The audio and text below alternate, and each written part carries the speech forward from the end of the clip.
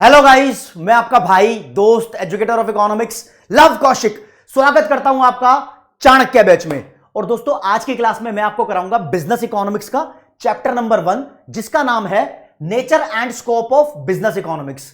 इस चैप्टर को दो पार्ट में यानी दो यूनिट्स में डिवाइड किया हुआ है। यूनिट 1 का नाम है इंट्रोडक्शन, यूनिट 2 का नाम है basic problems of an economy and role of price mechanism.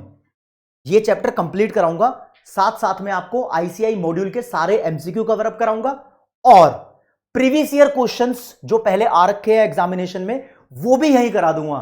यानी एक बार में complete package of this chapter आपको मिल रहा है। तो दोस्तों, शुरुआत करते हैं सबसे पहले, क्योंकि यहां क्या है ना, बुक का नाम बिजनेस इकोनॉमिक्स है, तो सबसे पहले इंट्रोडक्शन दिया हुआ है। ये बिजनेस और इकोनॉमिक्स साथ में कैसे आए हैं, तो एक बार जान लेते हैं थोड़ा बहुत बिजनेस के बारे में, फिर जान लेंगे थोड़ा बहुत इकोनॉमिक्स के बारे में, फिर इस टाइटल को जस्टिफाई करेंगे और फिर चैप्टर का कंटेंट शुरू होगा।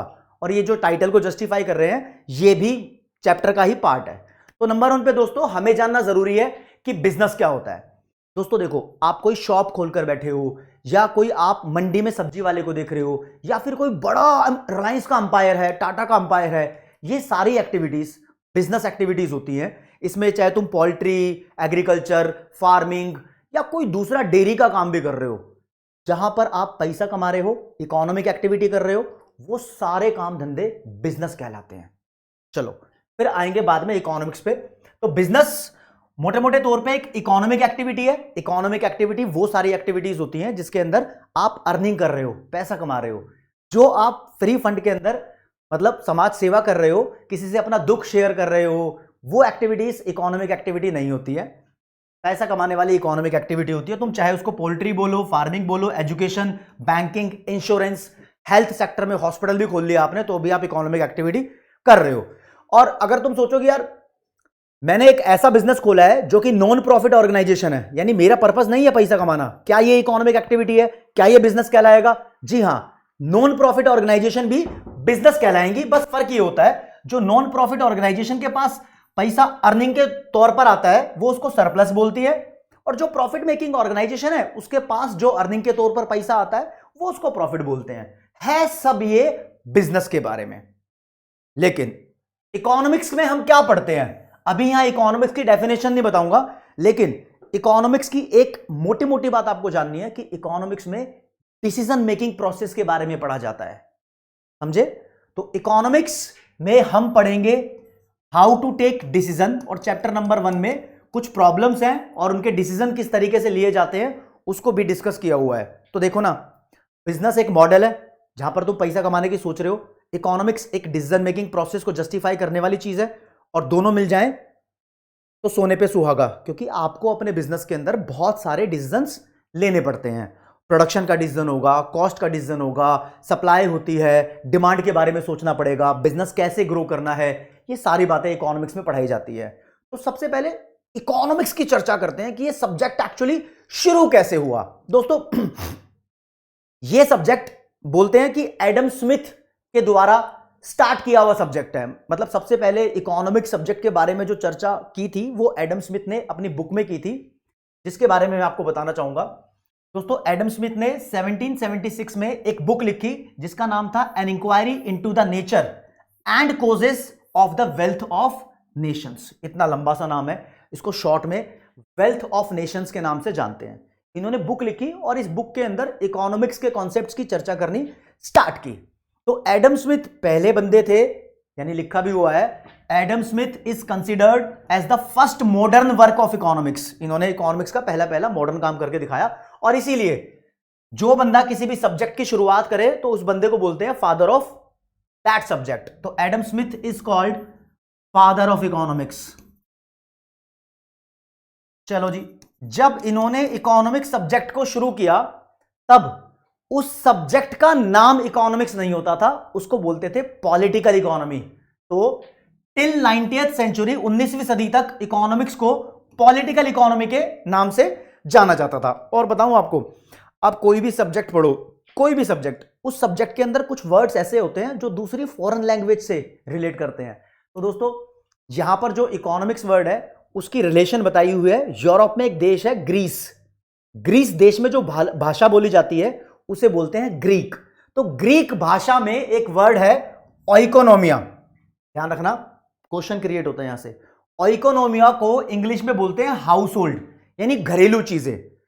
तो एडम स्मिथ जी बोलते थे कि इकोनॉमिक्स का बेसिक सेंस, यानी जो इसकी स्टार्टिंग की है वो घर यानी फैमिली से स्टार्ट की है। फैमिली में भी कुछ प्रॉब्लम्स होती है जो मैं बताऊंगा, मतलब लड़ाई झगड़े वाली प्रॉब्लम नहीं, सुख दुख वाली प्रॉब्लम नहीं, इकोनॉमी वाली प्रॉब्लम होती है। वो धीरे धीरे हम आगे बढ़ेंगे और तुम देखोगे कि फैमिली की नहीं, वो तो यार इंडिविजुअल खुद अकेले पर्सनल मामले में भी वो प्रॉब्लम अटैच हो रही है, मतलब रिलेट हो रही है, आप समझ पाओगे। तो यहां से क्वेश्चन क्या क्या बनते हैं कि ओइकोनोमिया का मतलब क्या होता है, हाउस होल्ड, या फिर कहीं लिखा होगा मैनेजमेंट ऑफ हाउस होल्ड। पहला क्वेश्चन ये क्रिएट हो सकता है। इकोनॉमिक्स को 90th सेंचुरी तक क्या बोलते थे, पॉलिटिकल इकोनॉमी बोलते थे। एडम स्मिथ ने जो बुक लिखी थी वो कौन से ईयर में लिखी थी, 1776 में लिखी थी। इस बुक का पूरा नाम क्या है, ये रहा, छोटे नाम से भी जानते हैं, हाँ, द वेल्थ ऑफ नेशंस इस बुक का छोटा नाम है। इतने सारे एमसीक्यूज यहां से बहुत बेसिक बेसिक बन सकते हैं। अब फिर आता यार, ये तो चलो सर इकोनॉमिक्स के बारे में हो गया। इकोनॉमिक्स के बारे में टाइम टू टाइम अलग अलग इकोनॉमिस्ट ने अलग अलग डेफिनेशन देकर इस सब्जेक्ट को और आगे बढ़ाया है। तो हमें अब सभी जितने, मतलब 100 लोगों ने अलग अलग डेफिनेशन दी है इकोनॉमिक्स की, आपको उसके बारे में नहीं जानना, मतलब आउट ऑफ द बॉक्स जाके हम ये बात नहीं करेंगे। जिस हिसाब से आपके पेपर में क्वेश्चन आएगा उससे रिलेट करूंगा चीजों को, ठीक है ना। और बोलोगे तो एडम स्मिथ क्या बोलते थे, what is the definition of economics, तो एडम स्मिथ बोलते थे economics is the science of wealth, या फिर economics is the study of wealth. Wealth का मतलब प्रॉपर्टी, प्रॉपर्टी के बारे में पढ़ना इकोनॉमिक्स कहलाता है। फिर धीरे धीरे ये डेफिनेशन बहुत ज्यादा अपडेट हुई है और हम नई नई चीजों पर भी आएंगे, ठीक है। इसके बाद आपका सब्जेक्ट आता है दैट इज बिजनेस इकोनॉमिक्स। अभी इसको आगे भी लेकर आऊंगा, लेकिन छोटे से तौर पर आप ये जान लो, इकोनॉमिक्स के कॉन्सेप्ट्स को बिजनेस में अप्लाई करना बिजनेस इकोनॉमिक्स कहलाता है, सिर्फ इतना ही। अब ये बिजनेस इकोनॉमिक्स की सबसे पहले डेफिनेशन दी थी जॉयल डीन ने, दी तो 1951 में दी थी, मतलब बहुत ज्यादा ही पुराना सब्जेक्ट नहीं है, ठीक है। तो आपको जानना पड़ेगा कि यार कुछ फैक्ट्स कंप्लीट हो चुके हैं। अब मैं असली इकोनॉमिक्स की शुरुआत करना चाहता हूं आपके साथ, जिससे आपके कंटेंट के अंदर जो टॉपिक्स दिए हुए हैं वो टॉपिक्स आपके बिल्कुल क्रिस्टल क्लियर होंगे, ठीक है। सबसे पहले यहां पर बात की जाती है, एक वर्ड डिस्कस करना है। वर्ड का नाम है भैया स्केयरसिटी।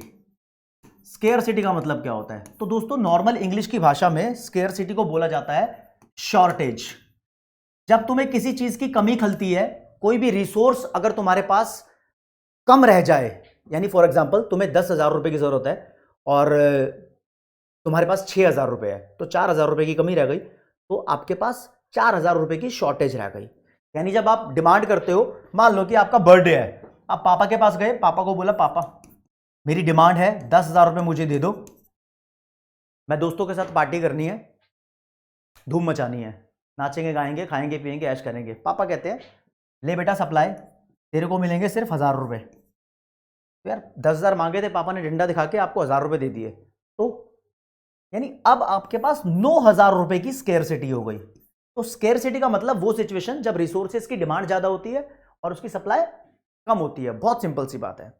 अब जब दोस्तों स्केयरसिटी होती है ना जिंदगी में, रिसोर्सेज की कमी होती है, तब एक डिसीजन मेकिंग प्रोसेस दिमाग के अंदर चलता है। सोचो, जब हम 10th क्लास में थे तो जिंदगी तो लिमिटेड है, लाइफ लिमिटेड है, तो लाइफ भी एक रिसोर्स है। रिसोर्स का मतलब तुम्हारी प्रॉपर्टी, तुम्हारा पैसा, तुम्हारा टाइम, हर एक चीज है। जिंदगी लिमिटेड है, तो 10वीं के बाद कोई आर्ट्स कॉमर्स या साइंस कोई एक स्ट्रीम ली जाती है, सारी स्ट्रीम नहीं ले सकते आप। तो जब आपने पापा से 10,000 रुपए मांगे तो बहुत कुछ सोच रखा था, अपने सारे फ्रेंड्स को बुलाना है, पार्टी करनी है, लेकिन पापा ने जब 1,000 रुपए दे दिए, तब आपको कुछ डिसीजन लेना पड़ा। ऐसे डिसीजन सरकार भी लेती है, जैसे कि सरकार को उम्मीद होती है कि पब्लिक से 100 रुपए का टैक्स आ जाएगा, और भैया पब्लिक ने 60 रुपए का टैक्स जमा कराया, तो सरकार को भी डिसीजन लेने पड़ेंगे। पहले सरकार ने सोचा हुआ था अपने बजट में, यार 100 रुपए का टैक्स आएगा, ये फ्लाईओवर बन जाएगा, वो हॉस्पिटल बन जाएगा, या एजुकेशन के लिए ये स्कूल बन जाएगा, एग्जाम्पल के तौर पर बता रहा हूं, ठीक है। लेकिन 60 रुपए का टैक्स आया तो सरकार भी प्रॉब्लम में फंस गई, उसको भी कुछ ना कुछ डिसीजन लेना पड़ेगा। तो डिसीजन की बात करते हैं। 10,000 रुपए चाहिए थे, 1,000 रुपए मिले हैं, आप क्या करोगे? हद से हद कम दोस्तों को बुलाओगे पार्टी में, है ना? जो आपने मेन्यू रखा था खाने पीने का सामान, वो सामान थोड़ा कम हो जाएगा। पहले तुम खाने वाले थे छोले भटूरे, मुर्ग मुसल्लम, रोगन जोश, शामी कबाब, बिरयानी, राजमा चावल, सब कुछ खाने वाले थे। फिर 2-4 आइटम रखोगे, मामला सॉर्ट करोगे ना। सरकार भी ऐसी करती है। जब स्केर्सिटी होती है तो हमें चॉइस लेनी पड़ती है। क्या लेनी पड़ती है? चॉइस। सिलेक्शन की प्रॉब्लम जिंदा हो जाती है क्योंकि रिसोर्सेज की कमी है। और सच बात बताऊं, पूरी दुनिया के अंदर अनलिमिटेड रिसोर्स होते ही नहीं है, हर एक चीज लिमिट में बनी है, तो हमें चॉइस लेनी पड़ती है। तो सबसे बड़ी इकोनॉमिक प्रॉब्लम, इकोनॉमिक्स में सबसे बड़ी प्रॉब्लम की बात की जाए तो वो प्रॉब्लम है प्रॉब्लम ऑफ मेकिंग चॉइस। तो what is economic problem? It is the problem of making choice. यहां से शुरुआत होती है आपके कॉन्सेप्ट की। चॉइस भी क्यों लेनी पड़ी? फॉर एग्जाम्पल, एक अंदर घुस के बात करते हैं बिल्कुल डेप्थ में। देखो जी, आपके पास मान लो 5,000 रुपीज पड़े हुए हैं। आप क्या क्या कर सकते हो? 5,000 रुपए के बहुत सारे यूज हैं। आप इससे एक साइकिल खरीद लाओगे, या फिर आप पार्टी कर लोगे, या फिर आप अपने लिए कोई अच्छा सा कोर्स परचेज कर लोगे, एजुकेशन में खर्च कर दोगे, या अपनी पर्सनालिटी ग्रूम करने के लिए आप खर्च कर सकते हो पैसा, या फिर किसी को लोन पे दे सकते हो, इंटरेस्ट अर्न कर सकते हो, या बैंक में जमा करा दोगे। बहुत सारे ऑप्शन है ना। और क्योंकि 5,000 रुपए है तो आप सारे ऑप्शंस यूज नहीं कर सकते। अभी देखो और ढंग से रिलेट करोगे। अब देखो, कोई दूध वाला है, वो भैंस का दूध निकालता है, मिल्क है उसके पास। दूध के कितने सारे यूज है।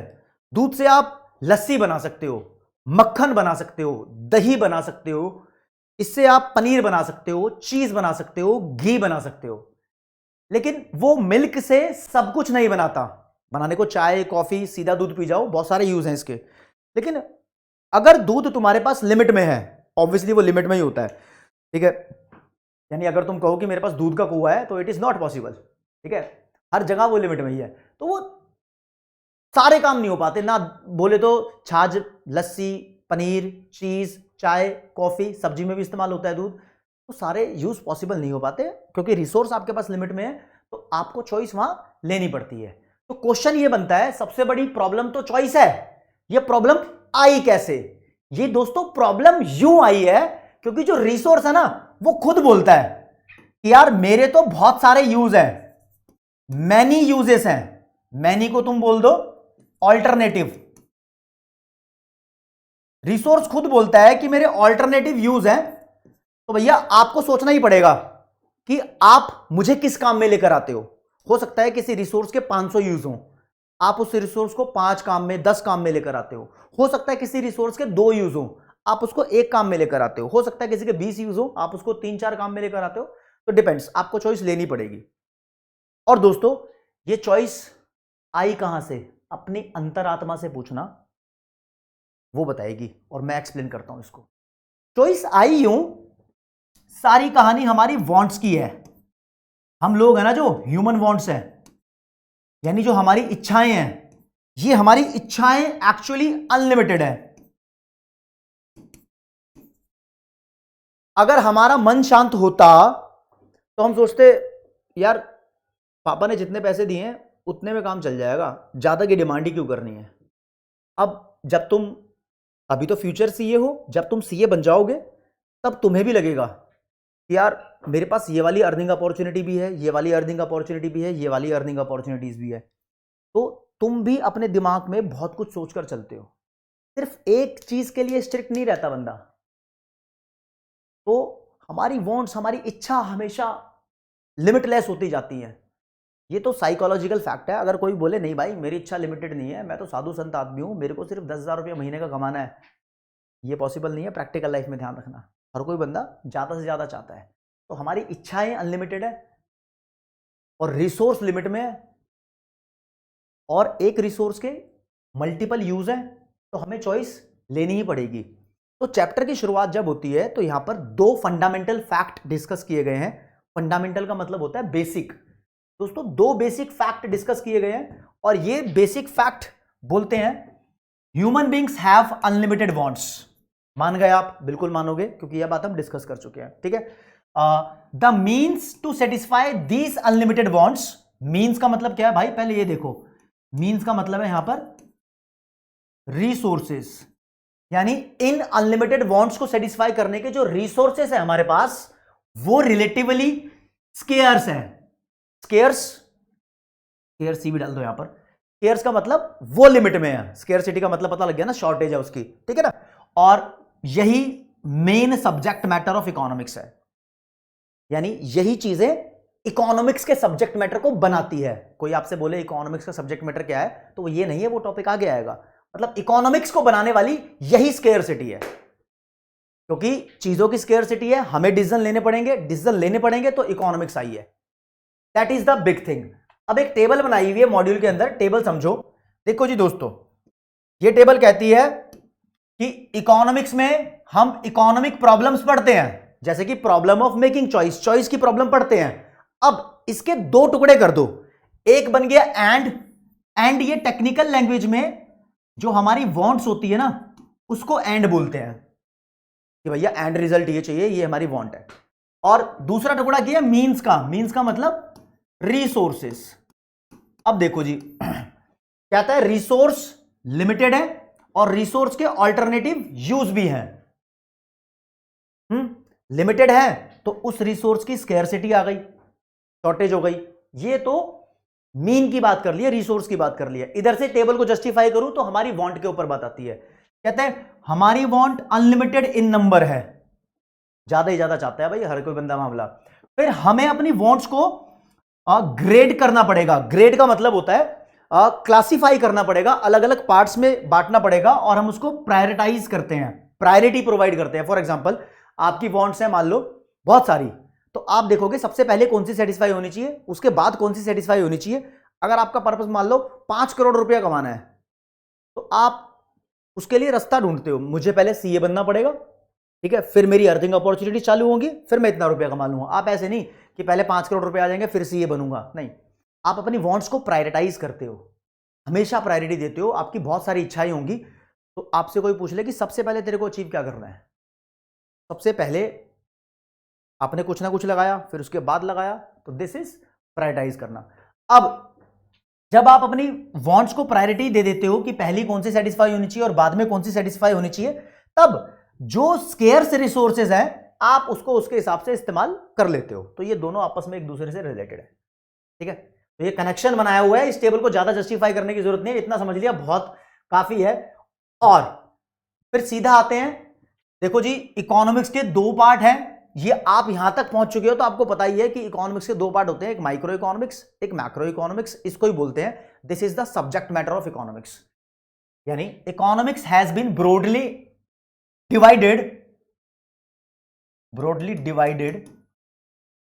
into two major parts, that is micro and macro economics, ठीक है जी। And this is the subject matter of economics. अब मैं माइक्रो और मैक्रो इकोनॉमिक्स के बारे में थोड़ा सा बताना चाहूंगा दोस्तों।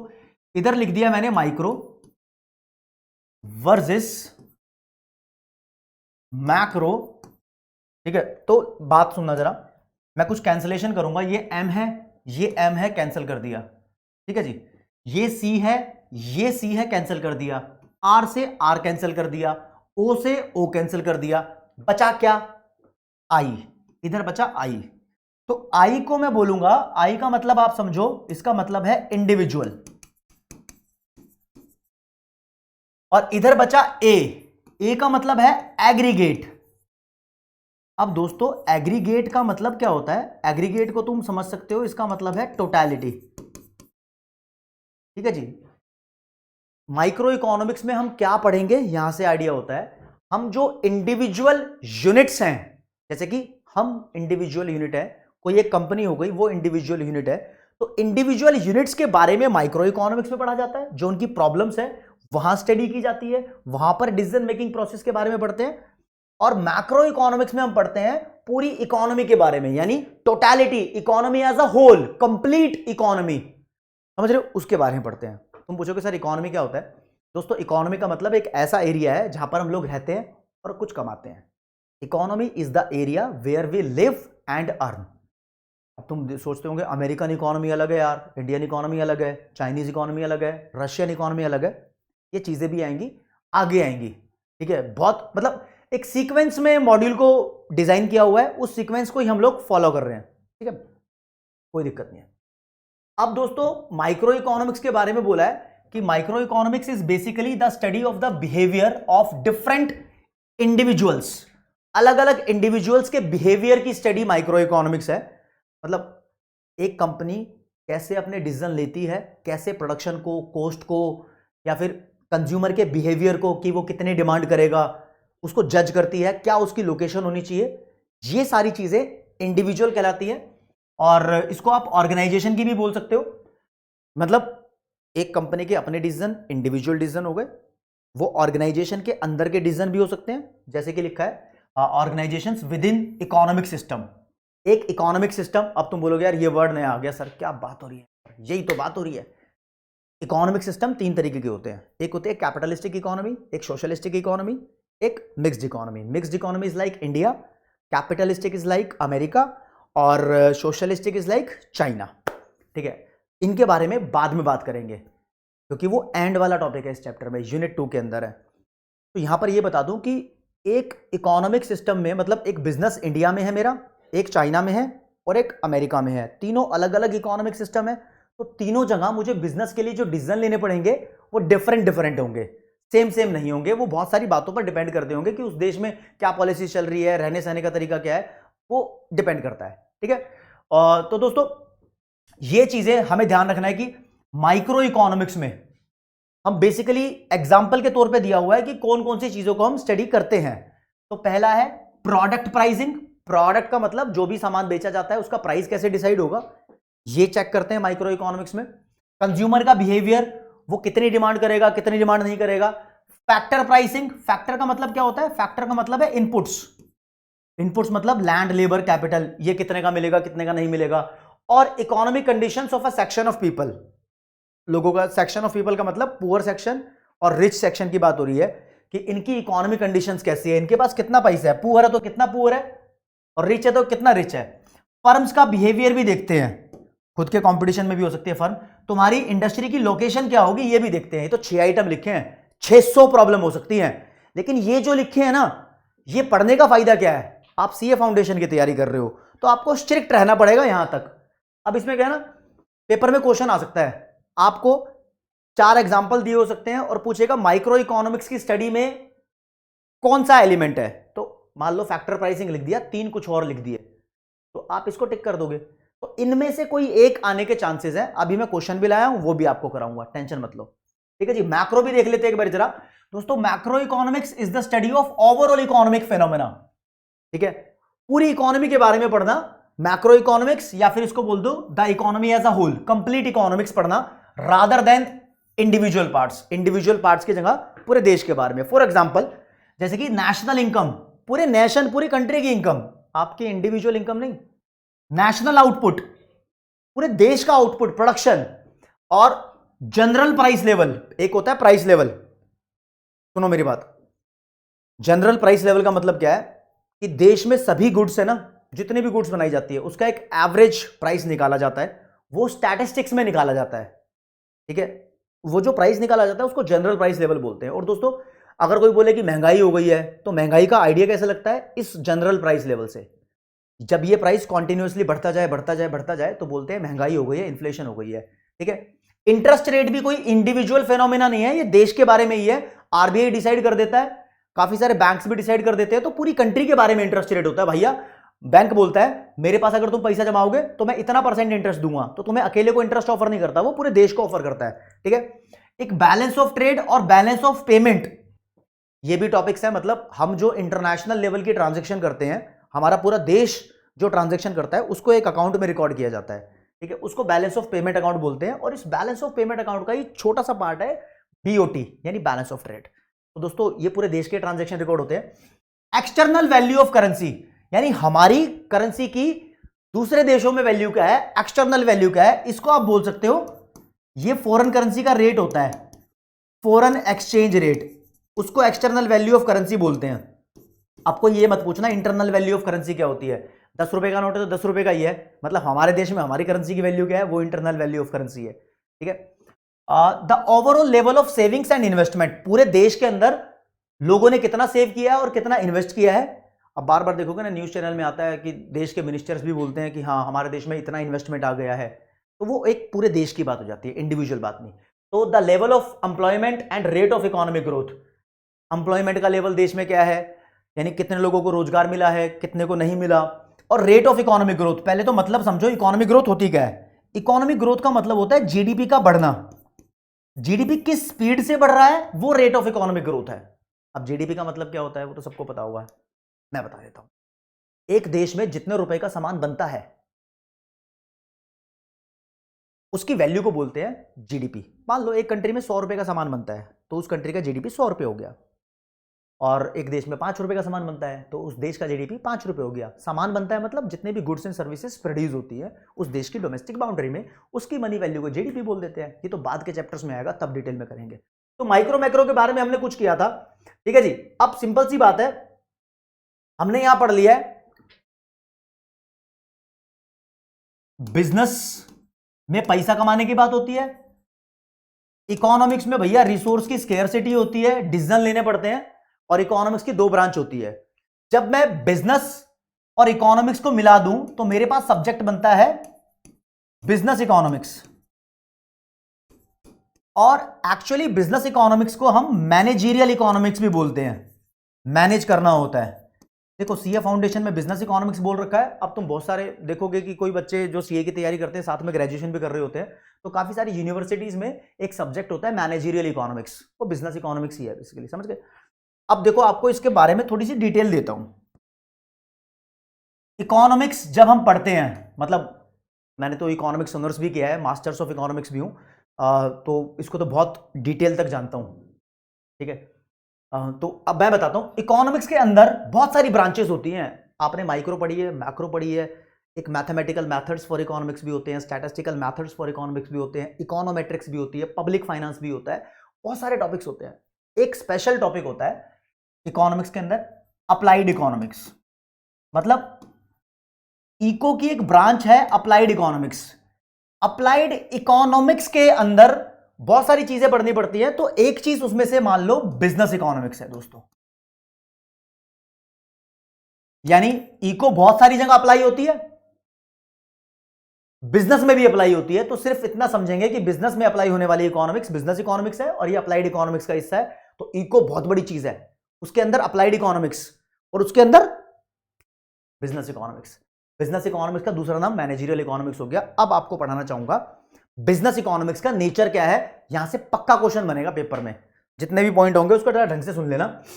आपके पास मॉड्यूल के हिसाब से 8 पॉइंट्स पढ़ने हैं आपको कि बिजनेस इकोनॉमिक्स का नेचर कैसा है। तो पहली बात बोला जाता है कि बिजनेस इकोनॉमिक्स साइंस है। साइंस कैसे है भैया, साइंस में हम पढ़ते हैं logics, cause and effect relationship, reason बताओ, कॉज बताओ, उसका इंपैक्ट क्या होगा, मतलब इफेक्ट क्या होगा चीजों पर, वो दो केमिकल को मिक्स कर देंगे तो तीसरा कैसे बनेगा, लॉजिक होते हैं साइंस में। तो ऐसा बोला जाता है इको भी विदाउट लॉजिक नहीं है, इको में भी लॉजिक होते हैं। इको में भी सिखाया जाता है कि प्राइस के कम होने पर लोग ज्यादा डिमांड करते हैं, तो उसमें क्या रीजन होते हैं, वो थ्योरी ऑफ डिमांड वाले चैप्टर में डिटेल में पता लगेगा, ठीक है। और ये जो रीजन है बीच में, वो बहुत सारी कैलकुलेशंस के बाद साबित होते हैं। वो कैलकुलेशन कहां की जाती है, मैथमेटिक्स में भी होती है, स्टैटिस्टिक्स में भी होती है, इकोनोमेट्रिक्स का एक सब्जेक्ट होता है, तुम कभी नहीं पढ़ोगे, इको ऑनर्स में होता है, ठीक है। इसके अंदर मैथ और इको का बहुत जबरदस्त कॉम्बिनेशन पढ़ाया जाता है। तो हम भी यहां पर किसी भी बिजनेस एंटरप्राइज में कोई भी थ्योरी को प्रूव करने के लिए, कोई भी लॉजिक को प्रूव करने के लिए मैथमेटिकल कैलकुलेशन करते हैं, उससे जस्टिफाई हो जाता है। तो हम क्या कहते हैं कि इकोनॉमिक्स भी थोड़े से साइंटिफिक मेथड्स को फॉलो करती है, ठीक है, और उसको टेस्ट करती है और देखती है कि उसकी वैलिडिटी क्या है, उसके रिजल्ट्स की वैलिडिटी कब तक वैलिड है उसके रिजल्ट्स, तो ये चीज देखती है। तो इकोनॉमिक्स को भी साइंस बोल सकते हो आप, ठीक है। अब बोला है इकोनॉमिक्स एक आर्ट भी है। आर्ट क्या होती है पहले जानते हैं। देखो जी, मैं डांस करूंगा तो डांसिंग एक आर्ट है, पेंटिंग भी एक आर्ट है, गाना सिंगिंग भी एक आर्ट है, एक्टिंग भी एक आर्ट है। अब शाहरुख खान, सलमान खान, आमिर खान या अक्षय कुमार, चारों एक्टर हैं, चारों के अंदर आर्ट है, लेकिन चारों सेम एक्टिंग नहीं करते, है ना। चारों सेम एक्टिविटी, मतलब चारों सेम एक्टिंग नहीं करते। तो ऐसा ही है, बिजनेस इकोनॉमिक्स की अंडरस्टैंडिंग तो आपको हो जाएगी, लेकिन आप कितने अच्छे इकोनॉमिस्ट बनते हो ये आप पे डिपेंड करता है। तो बिजनेस इकोनॉमिक्स एक आर्ट है, हर कोई बंदा उसको अलग तरीके से अप्लाई करता है जिंदगी में, अलग तरीके से एप्लीकेशन होती है उसकी लाइफ में, उसके रूल्स को, उसके प्रिंसिपल्स को अलग तरीके से अप्लाई किया जाता है। अब मनोज वाजपेयी और अजय देवगन दोनों को एक्टिंग आती है, मनोज वाजपेयी अलग तरीके से करता है, अजय देवगन अलग तरीके से करता है, तो उनका अपना अपना चक्कर है, समझे। तो आर्ट है क्योंकि ये बोला है it involve practical application, practically इसको अप्लाई किया जाता है, जो इसके रूल्स होते हैं, प्रिंसिपल्स होते हैं for the attainment of set objectives. Company के कुछ ऑब्जेक्टिव्स ऑलरेडी सेट हैं, उनको अचीव करने के लिए हर कोई बंदा इसके रूल्स और प्रिंसिपल को अपने अपने हिसाब से अप्लाई करता है, इसलिए बिजनेस इकोनॉमिक्स आर्ट भी है। तो जो जो मोटी मोटी लाइनें मैं पढ़ा रहा हूं उस पर ध्यान देना है आपको, ठीक है जी। थर्ड नंबर पे it is based on micro economics. अब मेरी बात सुनना जरा, देखो जी, बिजनेस इकोनॉमिक्स में बिजनेस के लिए इकोनॉमिक्स पढ़ते हैं, और बिजनेस इकोनॉमिक्स एक इंडिविजुअल मैटर है, मेरा बिजनेस मेरा मैटर। तो बिजनेस इकोनॉमिक्स बहुत बड़े लेवल पे माइक्रो इकोनॉमिक्स पे ही डिपेंडेंट होती है। माइक्रो इकोनॉमिक्स में इंडिविजुअल चीजें पढ़ते हैं ना, मेरी कमोडिटी कैसे बनेगी, क्या प्राइस होना चाहिए, क्या प्रोडक्शन की क्वांटिटी होनी चाहिए, कितना खर्चा लग जाएगा, है ना, ये सब पढ़ते हैं। तो मेजरली तो इसके अंदर माइक्रो इकोनॉमिक्स पढ़ते हैं। कोई बंदा बोलेगा इसमें मैक्रो नहीं पढ़ देगा, मैक्रो भी पढ़ते हैं, लेकिन मेजरली माइक्रो पढ़ते हैं, ध्यान देना जरा, ठीक है, ओके। तो यहां पर लिखा है business economics is based largely on micro economics. आप सिर्फ इस बात को ध्यान रखो, इस बात को ध्यान रखो। फिर यहां लिखा है चौथे number, incorporate element of macro analysis. कहता है कि बिजनेस इकोनॉमिक्स के अंदर मैक्रो इकोनॉमिक्स के एलिमेंट्स भी शामिल है। शामिल है मतलब इनकॉर्पोरेट है। यार ये तो कंफ्यूजन हो गई, मतलब पेपर में मान लो क्वेश्चन आ गया कि बिजनेस इकोनॉमिक्स के अंदर क्या पढ़ते हैं, माइक्रो या मैक्रो, दोनों पढ़ते हैं। अगर क्वेश्चन ये आएगा बिजनेस इकोनॉमिक्स में लार्जली क्या पढ़ते हैं, वर्ड ध्यान रखना, लार्जली आएगा तो लार्जली हम माइक्रो पढ़ते हैं, ज्यादा माइक्रो है, कम मैक्रो है, लेकिन दोनों पढ़ते हैं। एक लाइन लिखी हुई है भाई, a business unit does not operate in vacuum. Vacuum का मतलब अलोन। कहता है एक धंधा अकेला नहीं चल सकता, बहुत सारी ऐसी चीजें हैं जो उस धंधे को अफेक्ट करती हैं। सरकार की बनाई हुई पॉलिसी भी अफेक्ट कर जाती है, गवर्नमेंट ने टैक्स ज्यादा लगा दिया, कम लगा दिया, बहुत फर्क पड़ता है। बहुत फर्क पड़ता है कि गवर्नमेंट ने लेबर की सैलरी से रिलेटेड कोई रेगुलेशन या लॉ निकाल दिया है, इंडस्ट्री पे कोई ना कोई लगाम लगा दी हो सरकार ने, आरबीआई की पॉलिसी बदल गई हो इंटरेस्ट रेट से रिलेटेड, तो बिजनेस को लोन भी लेने में दिक्कत या आसानी आ सकती है, डिपेंड्स की पॉलिसी कैसी बनाई है। तो बाहरी फैक्टर्स जो होते हैं, मैक्रो इकोनॉमिक फैक्टर पूरे देश के मामले के लिए जो सरकार ने सेट किए हैं, वो तुम्हारे अकेले बिजनेस को अफेक्ट कर सकते हैं। तो इसलिए कोई बिजनेस वैक्यूम में ऑपरेट नहीं करता। तो एक लाइन आ जाएगी, मान लो पेपर में लिखा है a business unit does not operate in vacuum. इसका मतलब क्या है, मतलब कि बिजनेस इकोनॉमिक्स माइक्रो है, बिजनेस इकोनॉमिक्स मैक्रो है, या दोनों है, या कोई नहीं, चार ऑप्शन मिलेंगे। तो सिर्फ इस लाइन का मतलब है कि बिजनेस इकोनॉमिक्स मैक्रो है, क्योंकि अकेले नहीं। सिर्फ तुम सोच रहे हो कि अकेले अकेले बिजनेस खुद ही अपने आप में चल जाएगा, अरे नहीं भाई, कंज्यूमर्स की जरूरत पड़ेगी, पूरे देश की जरूरत पड़ेगी, समझ रहे हो। तो ठीक है, इतना ही ध्यान रखना है बस आपको, जो लाइन मैंने अंडरलाइन करवाई है। आगे आ जाओ, जब तुम बिजनेस इकोनॉमिक्स पढ़ते हो तो यूज करते हो theory of market and private enterprise. Market में डिमांड और सप्लाई की थ्योरी पढ़नी पड़ती है, कोई भी बिजनेस ऑपरेट कर लो आपको पता होना चाहिए, ठीक है। किसी भी प्राइवेट एंटरप्राइज का बिहेवियर कैसा होता है, कैसे वो अपने आप को डेवलप करता है, या कैसे उसकी स्ट्रैटेजिक डिसीजंस बनाए जाते हैं, वो भी पता होना चाहिए, ठीक है। इट इज प्रैग्मेटिक अप्रोच, इसको मैं स्टार मार्क करूंगा क्योंकि दोस्तों ये सबसे ज्यादा इंपॉर्टेंट है। प्रैग्मेटिक का मतलब पहले बताऊं मैं आपको, लो जी मित्रों, सबसे पहले मैं आपको प्रैग्मेटिक का मतलब बताऊंगा। प्रैग्मेटिक का मतलब है प्रैक्टिकल। कहते हैं बिजनेस इकोनॉमिक्स कोई इमेजिनेशन नहीं है, ये प्रैक्टिकल प्रॉब्लम्स को सॉल्व करने वाली चीज है। मतलब सॉल्व करने वाली क्या, मतलब प्रैक्टिकल प्रॉब्लम को स्टडी करने वाली चीज है, जो हम रियल वर्ल्ड में फेस करते हैं। ऐसी कोई इमेजिनेशन नहीं है। लेकिन यहां पर बात क्लियर कट कह रखी है, बिजनेस इकोनॉमिक्स में हम जो माइक्रो इकोनॉमिक्स पढ़ते हैं, माइक्रो इको पढ़ी होगी तुमने 11वीं 12वीं में, तो माइक्रो इको थोड़ी सी इमेजिनरी है, बहुत सारे उसके अंदर जो अजम्पशंस पढ़ाई जाती है वो रियल वर्ल्ड में सच्ची नहीं होती। लेकिन हम ये माइक्रो इको नहीं भाई, माइक्रो इको कैसे बिजनेस में चल रही है, तो वो प्रैक्टिकल है। बिजनेस इको प्रैक्टिकल है, लिखा तो हुआ है यहां पर, micro economics is abstract. Abstract का मतलब होता है इमेजिनेशन, माइक्रो तो इमेजिनरी है, प्योरली थ्योरेटिकल भी है माइक्रो। और analysis economic phenomena under unrealistic assumption, micro economics ऐसे इकोनॉमिक फेना का एनालिसिस करती है जहां पर असम्पशंस जो है वो अनरियलिस्टिक है, मतलब सच्चाई में साबित होती नहीं है। लेकिन दोस्तों इन कंट्रास्ट, मतलब अगर अदरवाइज देखा जाए, फर्क लगाकर देखा जाए, तो business economics is pragmatic in its approach. Business ही को प्रैग्मेटिक है, मतलब प्रैक्टिकल है, which the firm face in the real world. ये वो प्रॉब्लम्स को टैकल करना सीखती है जो एक फर्म रियल वर्ल्ड में फेस करती है। तो ये बड़ा इंपॉर्टेंट है। ठीक है जी। अगला लिखा हुआ है इंटरडिसिप्लिनरी इन नेचर। ये नेचर इंटरडिसिप्लिनरी है। पहले तो डिसिप्लिन का मतलब समझो। डिसिप्लिन का मतलब तुम्हें समझ में आता होगा। डिसिप्लिन का मतलब होता है अनुशासन, होता है, सच्ची बात होता है। लेकिन डिसिप्लिन का मतलब दोस्तों सब्जेक्ट भी होता है। आपके पास कौन कौन से डिसिप्लिन है? आप बोल सकते हो मेरे पास क्वांटिटेटिव एप्टीट्यूड है, लॉ है, अकाउंट्स है, इकोनॉमिक्स है। ये आपके डिसिप्लिन है। तो यहां कहा जाता है जब आप बिजनेस इकोनॉमिक्स को स्टडी करते हो तो उस बिजनेस इकोनॉमिक्स के अंदर आप बहुत सारे डिसिप्लिन स्टडी करते हो, जैसे कि मैथमेटिक्स है, ऑपरेशंस है, रिसर्च है, मैनेजमेंट की थ्योरी है, अकाउंटिंग भी है बहुत सारी लेवल पे। तो आप जब बीओपी वाला चैप्टर पढ़ोगे तो अकाउंटिंग भी, डेबिट क्रेडिट भी आएगा, मार्केटिंग भी है, फाइनेंस भी है, स्टैटिस्टिक्स भी है, इकोनोमेट्रिक्स भी है। ये सारी चीजें बिजनेस इकोनॉमिक्स में पढ़ाई जाती है। लेकिन इतनी बड़ी बिजनेस इकोनॉमिक्स तुम्हारे सिलेबस में नहीं है, जिसमें आप सीए फाउंडेशन में इतनी सारी नहीं पढ़ोगे सच्चाई में। तो कहते हैं कि बहुत सारे सब्जेक्ट बिजनेस इकोनॉमिक्स के अंदर समाये हुए हैं, यानी इंटरडिसिप्लिनरी मतलब बहुत सारे सब्जेक्ट है इसके अंदर। ठीक है, इसलिए इंटरडिसिप्लिनरी है। और दोस्तों लास्ट वाला बोला हुआ है it is normative in nature. अब ये नॉर्मेटिव का मतलब पहले समझाऊंगा मैं आपको, फिर इसको एक्सप्लेन करूंगा, बड़ा इंपॉर्टेंट भी हो जाता है। कहते हैं जो इकोनॉमिक्स की जो लाइंस हैं, इको में जो कॉन्सेप्ट्स होते हैं वो दो पार्ट में डिवाइडेड है। एक है जी फैक्ट, सच्ची बात कि क्या सच है, और एक है एक्सपेक्टेशन। एक्सपेक्टेशन मतलब ओपिनियन, राय दे रहे हो कि हाँ यार टैक्स को बढ़ा देना चाहिए। सच्चाई ये है कि टैक्स बहुत कम है, जो भी कम है या ज्यादा है, जो सच है वो फैक्ट है। लेकिन जो तुम सोच रहे हो ऐसा होना चाहिए वो तुम्हारी ओपिनियन है। तो जो भी फैक्ट होता है इको में उसको बोलते हैं पॉजिटिव इकोनॉमिक्स, और जो एक्सपेक्टेशंस होती हैं उसे बोलते हैं नॉर्मेटिव इकोनॉमिक्स। अब पेपर में कुछ आपको लाइंस दे देगा, पूछेगा कि ये पॉजिटिव इकोनॉमिक्स है या नॉर्मेटिव इकोनॉमिक्स है, बिल्कुल पूछेगा। तो जिस लाइन में आपको दिख रहा हो कि करंट सिचुएशन व्हाट इससे रिलेटेड बात हो रही हो, लाइक मैं बोलूं India is over populated, India की पॉपुलेशन बहुत ज्यादा है, सच्ची बात है, तो ये लाइन पॉजिटिव इकोनॉमिक्स है।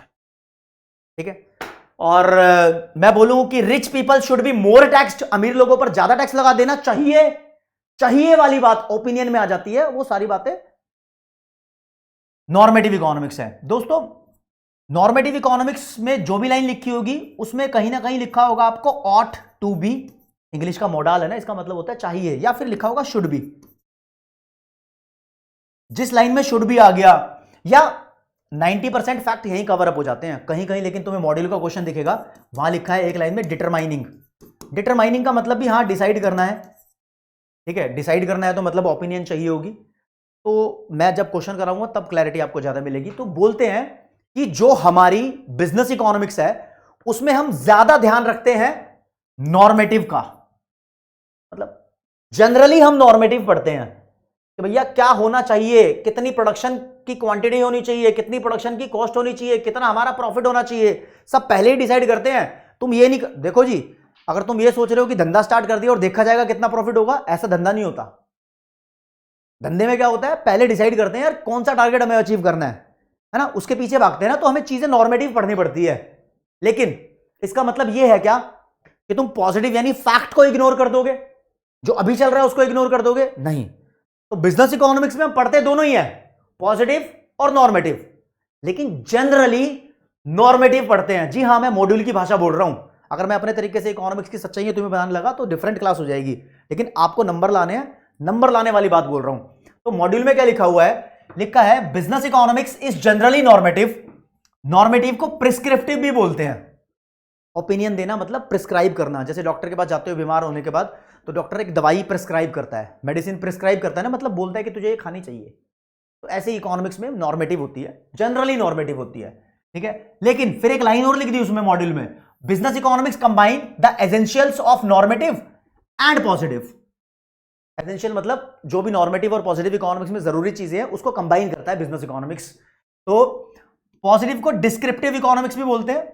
तो बेसिकली हम बोलेंगे, यहां लिखा है द एम्फासिस, एम्फासिस का मतलब होता है focus, focus being more on the former than the latter. मतलब जो फॉर्मर मतलब पुराने वाला नाम लिया था नॉर्मेटिव, इस पे ज्यादा फोकस है और पॉजिटिव पे कम फोकस है। तो पेपर में क्वेश्चन आएगा कि business economics is based on normative, positive, और दो ऑप्शन और होंगे, तो किसको ठीक करोगे बाबू?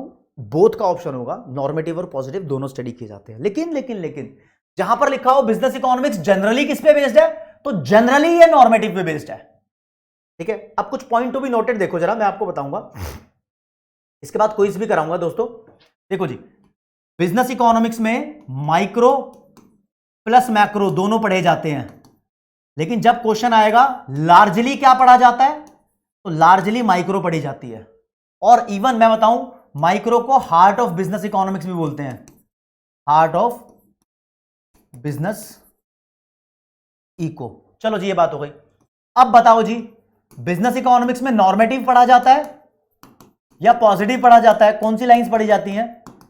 तो हम बोलेंगे दोनों पढ़ी जाती हैं, लेकिन जनरली नॉर्मेटिव पढ़ी जाती है। तो ये वर्ड्स का ख्याल रखना है, यही अंतर पैदा करेगा कि किसके नंबर ज्यादा आ रहे हैं, किसके नंबर ज्यादा नहीं आ रहे। क्लैरिटी हो गई है? चलो जी, आगे बढ़ते हैं। मैंने बोला था आपको क्विज कराऊंगा, तो क्विज देखो जी, कुछ कॉन्सेप्ट जो क्रैक नहीं हुए होंगे वो क्विज के क्वेश्चन में क्रैक हो जाएंगे, मैं बता दूंगा आपको। ठीक है, लो जी मित्रों, पेन का कलर थोड़ा पतला किया, यहां से आपके लिए क्वेश्चन ढूंढा, ये रहा। विच of the following statement is correct? Business economics में 4 लाइनें लिखी हुई है, कौन सी लाइन यहां पर सही है ये बताना है। पहली लाइन पढ़ता हूं, business economics attempts to indicate how business policies are firmly rooted in economic principles. कहता है बिजनेस इकोनॉमिक्स ये अटेम्प्ट करने की कोशिश करता है, ये इशारा देने की कोशिश करता है कि बिजनेस की जो पॉलिसीज हैं वो इकोनॉमिक्स के प्रिंसिपल में कितनी गहराई में है। रूट का मतलब जड़, कितनी गहराई में है। जी हां, ये लाइन सच्ची है, ये पहले रिलेट ना हुई हो लेकिन अब सीख लो। ठीक है, फिर business economics uses micro economics analysis, बिल्कुल करता है, एंड मैक्रो इकोनॉमिक एनालिसिस, दोनों पढ़ता है ये? जी हां, दोनों ही पढ़ता है, बिल्कुल पढ़ता है, हमने क्लियर कर लिया। फिर business economics takes a pragmatic approach, ये प्रैक्टिकल अप्रोच है क्या बिजनेस इकोनॉमिक्स? यस है, इतने में पता लग रहा है, पूरी लाइन पढ़ने की जरूरत भी नहीं है, तीनों बातें सच्ची हैं, तो डी वाले ऑप्शन के साथ चले जाएंगे और D will be the right option. ठंड पड़ गई, कोई बात नहीं, अगला आ जाओ। विच of the following is a part of micro? Micro का पार्ट कौन सा है राज्य? हरे रंग का इस्तेमाल करूंगा यहां पर। माइक्रो इकोनॉमिक्स, देखो नेशनल इनकम मैक्रो है, फैक्टर प्राइसिंग मतलब मैंने बताया था आपको, इनपुट का प्राइस डिसाइड करना इंडिविजुअल फर्म के लिए है, तो ये माइक्रो इकोनॉमिक्स है। ठीक है जी, आगे बढ़ो। द टर्म इकोनॉमिक्स का ओरिजिन कहां से हुआ? कोई ग्रीक वर्ड है, लेकिन कौन सा वर्ड है फंसा देगा आपको। आपको पता होना चाहिए था पहले कि वर्ड कौन सा है, वो ओइकोनोमिया है। कौन सा वर्ड है? ओइकोनोमिया। कैसे पता लगा? मैं बताऊंगा राजे, कैसे पता लगा। देखो जी, जब शुरुआत की थी कॉन्सेप्ट की तो यहां बताया था ओइकोनोमिया, और बोला भी था यहां से क्वेश्चन आ सकता है, क्वेश्चन आ भी गया। चलो जी, कोई नहीं, अगले पे आ जाओ। एडम स्मिथ ने पब्लिश की थी इसका मास्टरपीस, मास्टरपीस मतलब इसकी दिले इच्छा थी किताब पब्लिश करे, तो जो किताब पब्लिश की थी उसको वेल्थ ऑफ नेशंस के नाम से जानते हैं, पूरा नाम ये लिखा हुआ है। वो कौन से ईयर में आई थी? इसका तो रट्टा लगा होना चाहिए, 1776 में आई थी। ठीक है जी, ओके। ओइकोनोमिया का मतलब क्या होता है? हाउस होल्ड होता है। यहां हाउस होल्ड नहीं लिखा है, यहां लिखा है मैनेजमेंट ऑफ हाउस होल्ड। जब मैं पढ़ा रहा था तब मैंने बताया था ऐसा भी लिखा आ सकता है। ठीक है जी। बिजनेस इकोनॉमिक्स का दूसरा नाम क्या है? मैनेजरियल इकोनॉमिक्स है। भाई कंफ्यूज मत होना, अब कई टीचर मैंने देख लिया वो बता देते हैं कि अप्लाइड इकोनॉमिक्स भी बिजनेस इकोनॉमिक्स का दूसरा नाम है। फंसा रहे होते ना वो, उनको खुद नहीं पता होता।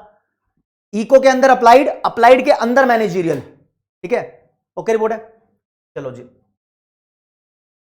अगला concept of business eco was given by, business eco का कॉन्सेप्ट किसने दिया? मैंने बताया था आपको, जॉयल डीन ने दिया, 1951 में दिया।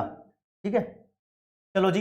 Dash defined business eco in terms of use of economic analysis in the formulation of business policy. किस बंदे ने बिजनेस इको को डिफाइन किया है कि वो यूज करेगा इकोनॉमिक एनालिसिस बिजनेस पॉलिसीज को बनाने के लिए? बिजनेस पॉलिसी को बनाने के लिए इकोनॉमिक एनालिसिस की जरूरत पड़ती है। This is called business economics. ये किसने बताया? किसने बताया? तुम्हारे कोर्स में तो एक बंदे का नाम है जॉयल डीन, इसने ही बताया था भैया। बिजनेस इको के बारे में ये बता रहा है, तो यही है। Micro economics does not study, मैंने बताया था क्वेश्चन ऐसा आएगा, माइक्रो इको में क्या नहीं पढ़ते हैं, 4 ऑप्शन है, आप वीडियो को पॉज करके 4 ऑप्शन पढ़ सकते हो। कंज्यूमर का बिहेवियर पढ़ते हैं, फैक्टर प्राइसिंग पढ़ते हैं, फर्म का इक्विलिब्रियम आगे पता लग जाएगा, demand is equal to supply पे होता है, लेकिन general price level macro economics में पढ़ते हैं दोस्तों, ये मैक्रो में पढ़ते हैं, ठीक है। इसके लिए तुम्हें वो एग्जांपल याद करने पड़ेंगे जो मॉड्यूल के हिसाब से लिखे हुए हैं, और क्वेश्चन भी वहीं से बनने के चांस है, ठीक है जी। आगे बढ़ते हैं।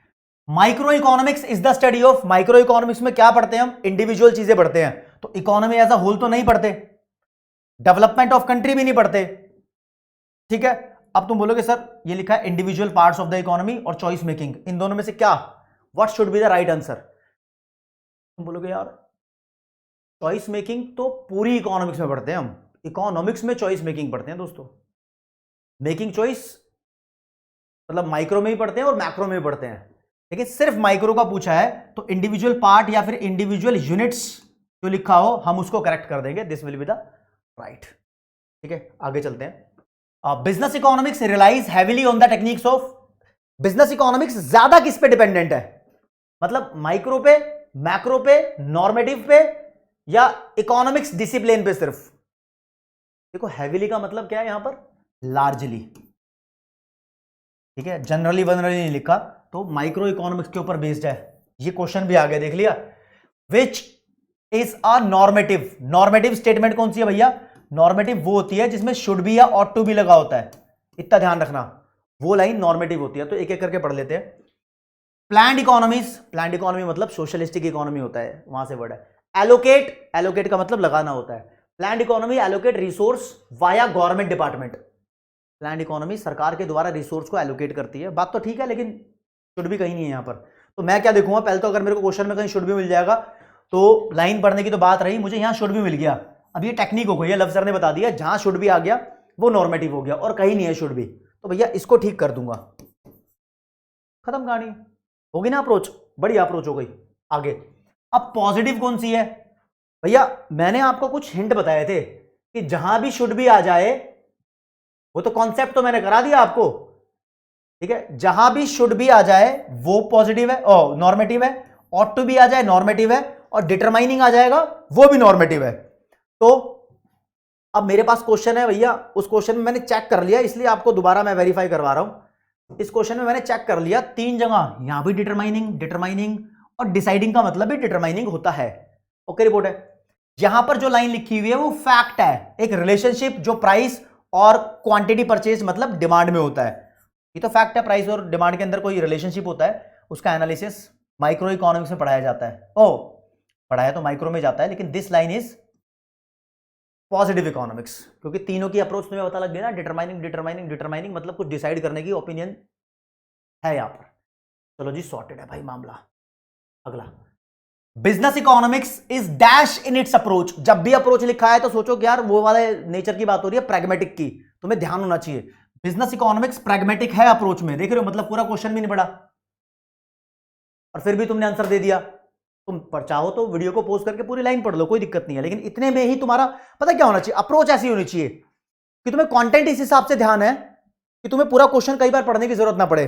Business economics pragmatic in approach है, लाइन बहुत बार पढ़ रखी है तो बहुत बार ध्यान हो जाए, लेकिन हम फिर भी पढ़ लेते हैं। As it tackles practical problems which the firm face in the real world, यानी ये कोई इमेजिनेशन की बात नहीं कर रहा, होगी माइक्रो इकोनॉमिक्स इमेजिनेशन, वो होगी एब्स्ट्रैक्ट, लेकिन बिजनेस इकोनॉमिक्स प्रैक्टिकल है, ठीक है जी। आगे, business economics is dash, business economics dash है भैया, क्या है ये देख लेते हैं।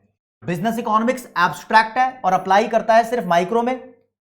भाई बिजनेस इकोनॉमिक्स एब्स्ट्रैक्ट नहीं है, इमेजिनेशन नहीं है, इमेजिनेशन तो माइक्रो है, ठीक है।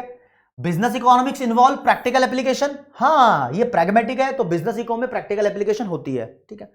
Incorporate tool from multiple discipline, हाँ बिजनेस इकोनॉमिक्स के अंदर शामिल होते हैं बहुत सारे टूल्स अलग अलग डिसिप्लिन से, इंटर डिसिप्लिनरी है, ये हो गया प्रैग्मेटिक, ये हो गया इंटर डिसिप्लिनरी, ये दोनों तो हैं इसकी नेचर में, लेकिन ये नहीं है, तो मैं बी एंड सी डी पे लिखा हुआ है इसको करेक्ट कर दूंगा और ये इंपॉर्टेंट एमसीक्यू बन जाता है भाई, ये बन जाता है इंपॉर्टेंट एमसीक्यू, स्टार लगा दिया यहां पर। आगे चलो, कहानी सेट है। अच्छा जी आगे चलो, बिजनेस इकोनॉमिक्स का दूसरा नाम क्या है? ये दूसरी बार क्वेश्चन आ रहा है ताकि आपको ध्यान रह जाए कि भैया इसका मैनेजरियल इकोनॉमिक्स ही नाम है, क्वेश्चन रिपीट भी होना चाहिए, ठीक है। अब ये क्वेश्चन आप लोगों के लिए, economics is the study of what. अब तुम इसके अंदर ऑप्शन पढ़ोगे, मैं स्क्रीन के सामने से बैठ जाता हूं, एक बारी ऑप्शन पढ़ लो राज्य एक बारी। अब आपने क्वेश्चन पढ़ लिया होगा और ऑप्शन जरा चेक करते हैं। How society manage its unlimited resource, अरे रिसोर्स तो अनलिमिटेड होता ही नहीं, line cancel. How to reduce our wants until we are satisfied, मतलब अपनी वांट्स को कैसे रिड्यूस करना है, ये इकोनॉमिक्स में पढ़ते हैं। अभी तक बताया मैंने इस लाइन के बारे में, ये तो पढ़ते ही नहीं है।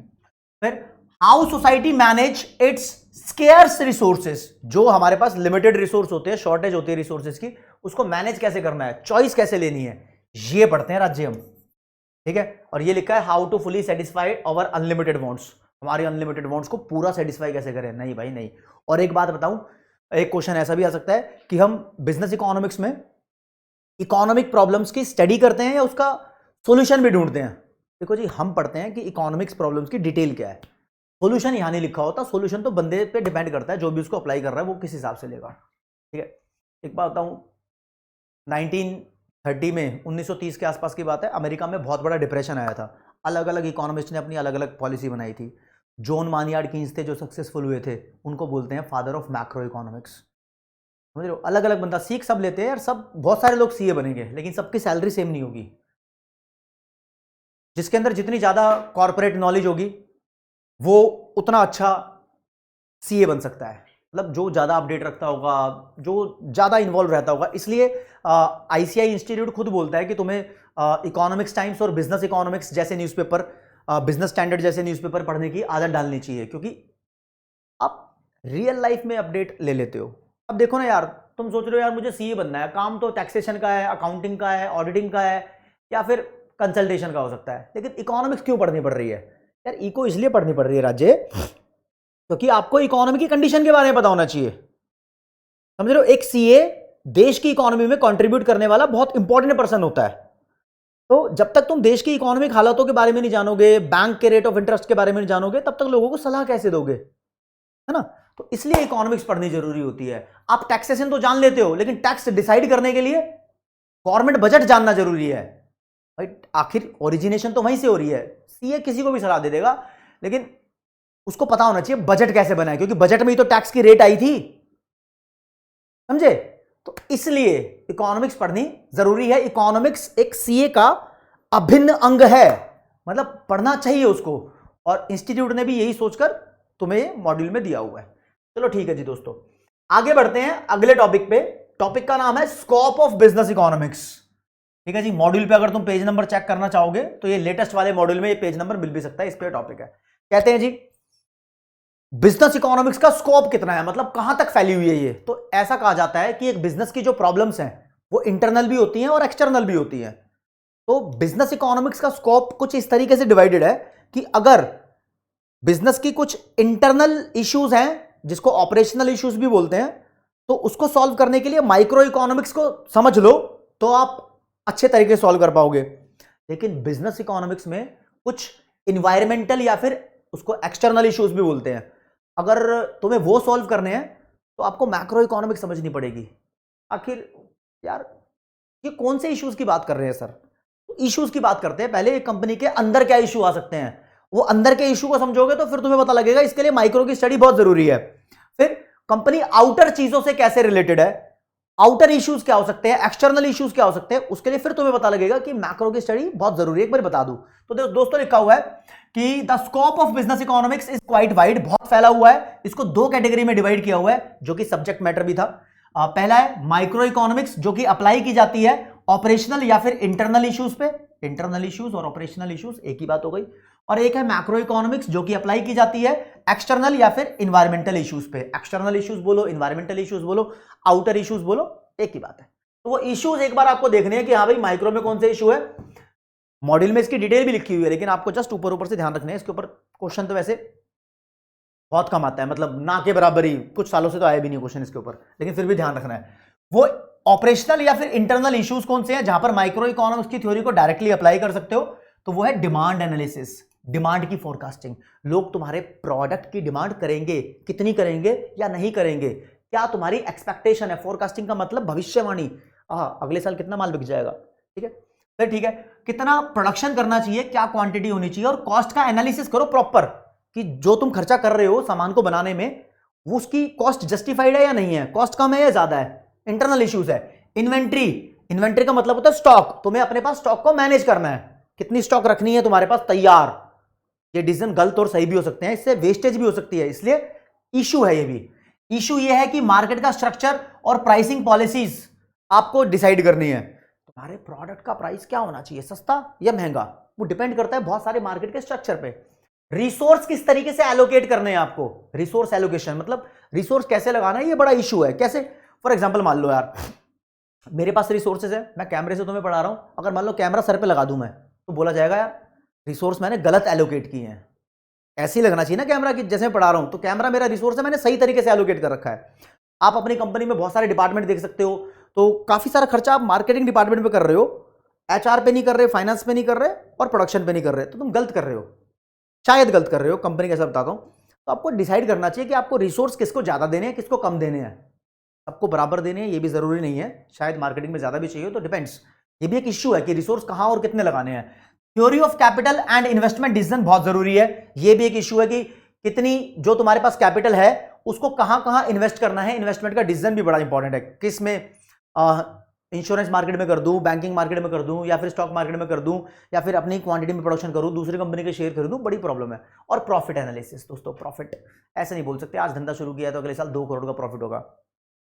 2 करोड़ का बोल भी दो तो उसके पीछे कोई एनालिसिस होना चाहिए। ये भी एक बहुत बड़ा इश्यू है कि कितना प्रॉफिट सही है, ठीक है, यानी तुक्केबाजी की बात नहीं हो रही है, कितना ही बोल दो, बहुत सोच समझ के डिसाइड करना पड़ता है। अब मैक्रो इकोनॉमिक्स इश्यू कौन से मतलब बड़े, तो ये डिपेंड करता है टाइप ऑफ इकोनॉमिक सिस्टम पे। आपको समझना पड़ेगा कि किस देश में तुम्हारा धंधा चल रहा है। अब भाई मैं बात करूं ऑडी, ऑडी ऑब्वियसली ब्रिटेन से, यूके से, मतलब यूरोप की कंपनी है जो कार बनाती है। अब वो इंडिया में भी धंधा कर रही है, अमेरिका में भी कर रही है, रशिया में भी कर रही है, बहुत सारे देशों में कर रही है, लेकिन हर देश की पॉलिसी अलग होती है। तो एक बहुत बड़ा इशू है कि उस देश के इकोनॉमिक सिस्टम को समझना होगा, ठीक है, ये एक इशू है। कौन सी स्टेज चल रही है बिजनेस साइकिल की, देखो जी बिजनेस अप्स एंड डाउन्स का खेल है ना। बिजनेस ऐसे चल रहा है तो मतलब ग्रो कर रहा है, और बिजनेस डाउन जा रहे हैं तो मतलब सब खराब हो रहा है। ये बिजनेस साइकिल का चैप्टर भी है, पूरा चैप्टर नंबर 5 है, ठीक है, जिसमें हम देखते हैं कि एक देश में कितने उतार चढ़ाव आ रहे हैं। तो तुम्हें सोचना पड़ता है यार, देश में मान लो सब कुछ कॉन्ट्रैक्शन में जा रहा है, सब कुछ नीचे गिर रहा है, सारी इकोनॉमिक एक्टिविटीज फॉल हो रही हैं, तो तुम्हें अब प्रोडक्शन करना चाहिए नहीं करना चाहिए, लोग तो पैसा खर्चेंगे नहीं, ध्यान रखना चाहिए, ठीक है। अब सब कुछ ऊपर जा रहा है तो तुम्हें कैसा प्रोडक्शन करना चाहिए, तो इकोनॉमिक साइकिल को देखकर भी तुम्हें ध्यान रखना चाहिए। इवन तुम्हें देखना चाहिए देश में रोजगार है या नहीं है, नेशनल इनकम है या नहीं है, लोग कितना सेव करते हैं, कितना इन्वेस्ट करते हैं, ये एक इशू है। इसके बिहाफ पे तुम डिसाइड कर सकते हो कि तुम्हें कितना क्वांटिटी प्रोड्यूस करनी है। गवर्नमेंट की इकोनॉमिक पॉलिसीज क्या है, जैसे कि गवर्नमेंट ने क्या इंडस्ट्री की पॉलिसी बनाई हुई है, मतलब जो तुम काम धंधा कर रहे हो क्या पता सरकार उसको बैन कर दे, क्या पता बोले लाइसेंस ले लो, क्या पता फ्री छोड़ दे, या क्या कंपटीशन होने वाला है, कंपटीशन में सरकार बोले कि कोई कंपटीशन नहीं करेगा, हमारी कंपनी है जो बिजली बेचेगी, ऐसा भी कर सकती है, ठीक है। कुछ मॉनेटरी और फिस्कल पॉलिसीज बनाई जाती है, मॉनेटरी पॉलिसी बनाता है आरबीआई, फिस्कल पॉलिसी बनाती है सेंट्रल गवर्नमेंट, इसके ऊपर पूरा चैप्टर है जो हम आगे बढ़ेंगे। प्राइस की पॉलिसी होती है, export import foreign trade policy होती है, इंटरनेशनल लेवल पे ग्लोबलाइजेशन पॉलिसी होती है। आपको ये ध्यान रखनी चाहिए क्योंकि तुम्हारा धंधा शायद विदेशों में भी चले, ठीक है। Working of financial sector and capital market, हमारे देश में फाइनेंशियल सेक्टर कैपिटल मार्केट कैसे वर्क कर रही है। तुम्हें पैसा तो उठाना है, पैसा उठाना है कैपिटल मार्केट से उठाना है, तो इसकी वर्किंग पता होनी चाहिए। शेयर बेच के पैसा उठाओगे, कैपिटल मार्केट से उठाओगे, ठीक है। सोशियो इकोनॉमिक ऑर्गेनाइजेशन जैसे कि ट्रेड यूनियन, ट्रेड यूनियन का मतलब होता है, भाई पुरानी पिक्चरों में देखा नहीं अनिल कपूर की, मैंने तो देखा है, वो लेबर यूनियन होती है, वो हड़ताल कर देती है, स्ट्राइक कर देती है, तो तुम्हें उनको समझना पड़ेगा। ये इंटरनल इशू नहीं है, एक्सटर्नल इशू है। मैं इवन बताऊं तो काफी टाइम से देखा भी गया है, न्यूज़ में देखा होगा, काफ़ी सारे हॉस्पिटल्स में डॉक्टर्स की स्ट्राइक हो जाती है, कहीं कहीं अगर कुछ लफड़ा हो गया और ड्राइवर्स का तो ड्राइवर्स की स्ट्राइक हो जाती है, कहीं मजदूरों की स्ट्राइक हो जाती है, कहीं ट्रक यूनियन वालों की स्ट्राइक हो जाती है, तो उससे बहुत सारा काम अफेक्ट हो जाता है, ठीक है। प्रोड्यूसर, कंज्यूमर, इन सबकी यूनियन होती है, इनके बारे में सोचना पड़ेगा। कोऑपरेटिव्स भी एक ग्रुप को बोलते हैं, इनके बारे में सोचना पड़ेगा, इनकी समझ होनी चाहिए, ठीक है। और थोड़े सोशल और पॉलिटिकल इन्वायरमेंट को भी समझना पड़ेगा, सोसाइटी कैसे वर्क करती है, पॉलिटिक्स में क्या डिसीजन लिए जाएंगे, उससे भी बिजनेस अफेक्ट हो सकता है। कल को प्राइम मिनिस्टर बोल दे यार ये वाली चीज हम नहीं बनाएंगे, और जो तुम बना रहे थे उसके बारे में बोल दे, तो काम धंधा गया गया ना। कल को प्राइम मिनिस्टर जी बोल दे कि ये चीज अपने देश में बननी चाहिए, तो क्या पता वो तुम बना रहे हो, तुम्हारा धंधा अच्छा हो जाता है। ठीक है, ये मैक्रो इकोनॉमिक इश्यूज है। तो एक बार इसके ऊपर भी छोटे मोटे क्विज के क्वेश्चन हो जाए।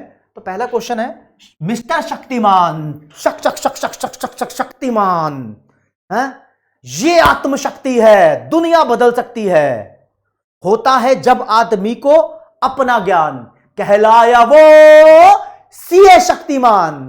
ठीक है, तो ये हमारे मिस्टर सीए शक्तिमान है। Shaktimaan hired a business consultant to guide him.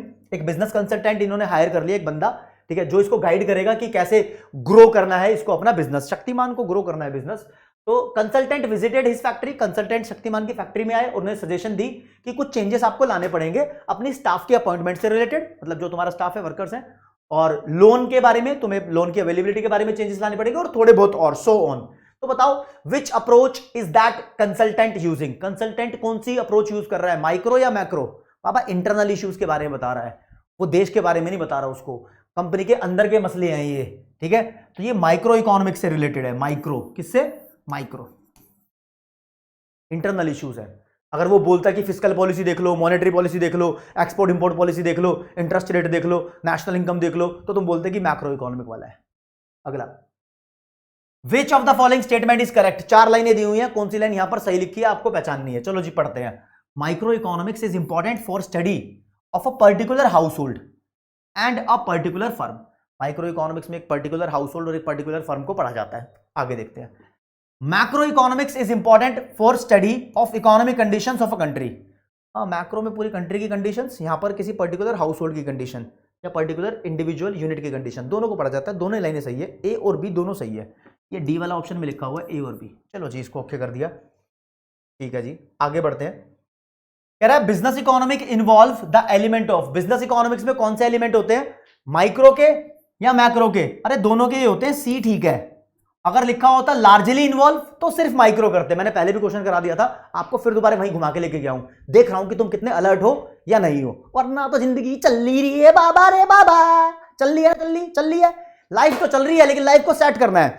अब यार पता है क्या, जब बच्चा सीए की पढ़ाई कर रहा होता है ना, तो उसको पता होता है कि उसने बहुत सारा टाइम इन्वेस्ट करना है पढ़ाई में। और पता है क्या, तुम सोच लो यार तुमने 10 करोड़ रुपए कमाने हैं, 10 करोड़ रुपए कमाने हैं, सोचने से कुछ नहीं होता, गप्पे मारने से कहानी बनती है, मेहनत करने से सपने सच होते हैं। तो 10 करोड़ रुपए सड़क पे पड़े हुए नहीं मिल रहे, है ना। तुम किसी को किडनैप करके मर्डर करके थोड़ी आ रहे हो, वो चीज छोड़ दो, सड़क पे पड़े हुए नहीं मिलेंगे, माल मेहनत करनी पड़ेगी। और तुमसे जो मेहनत मांग रहे हैं वो तुम्हारी पढ़ाई है। पढ़ाई करो तो 10 करोड़ भी क्या, उससे भी ज्यादा जाओगे, समझे।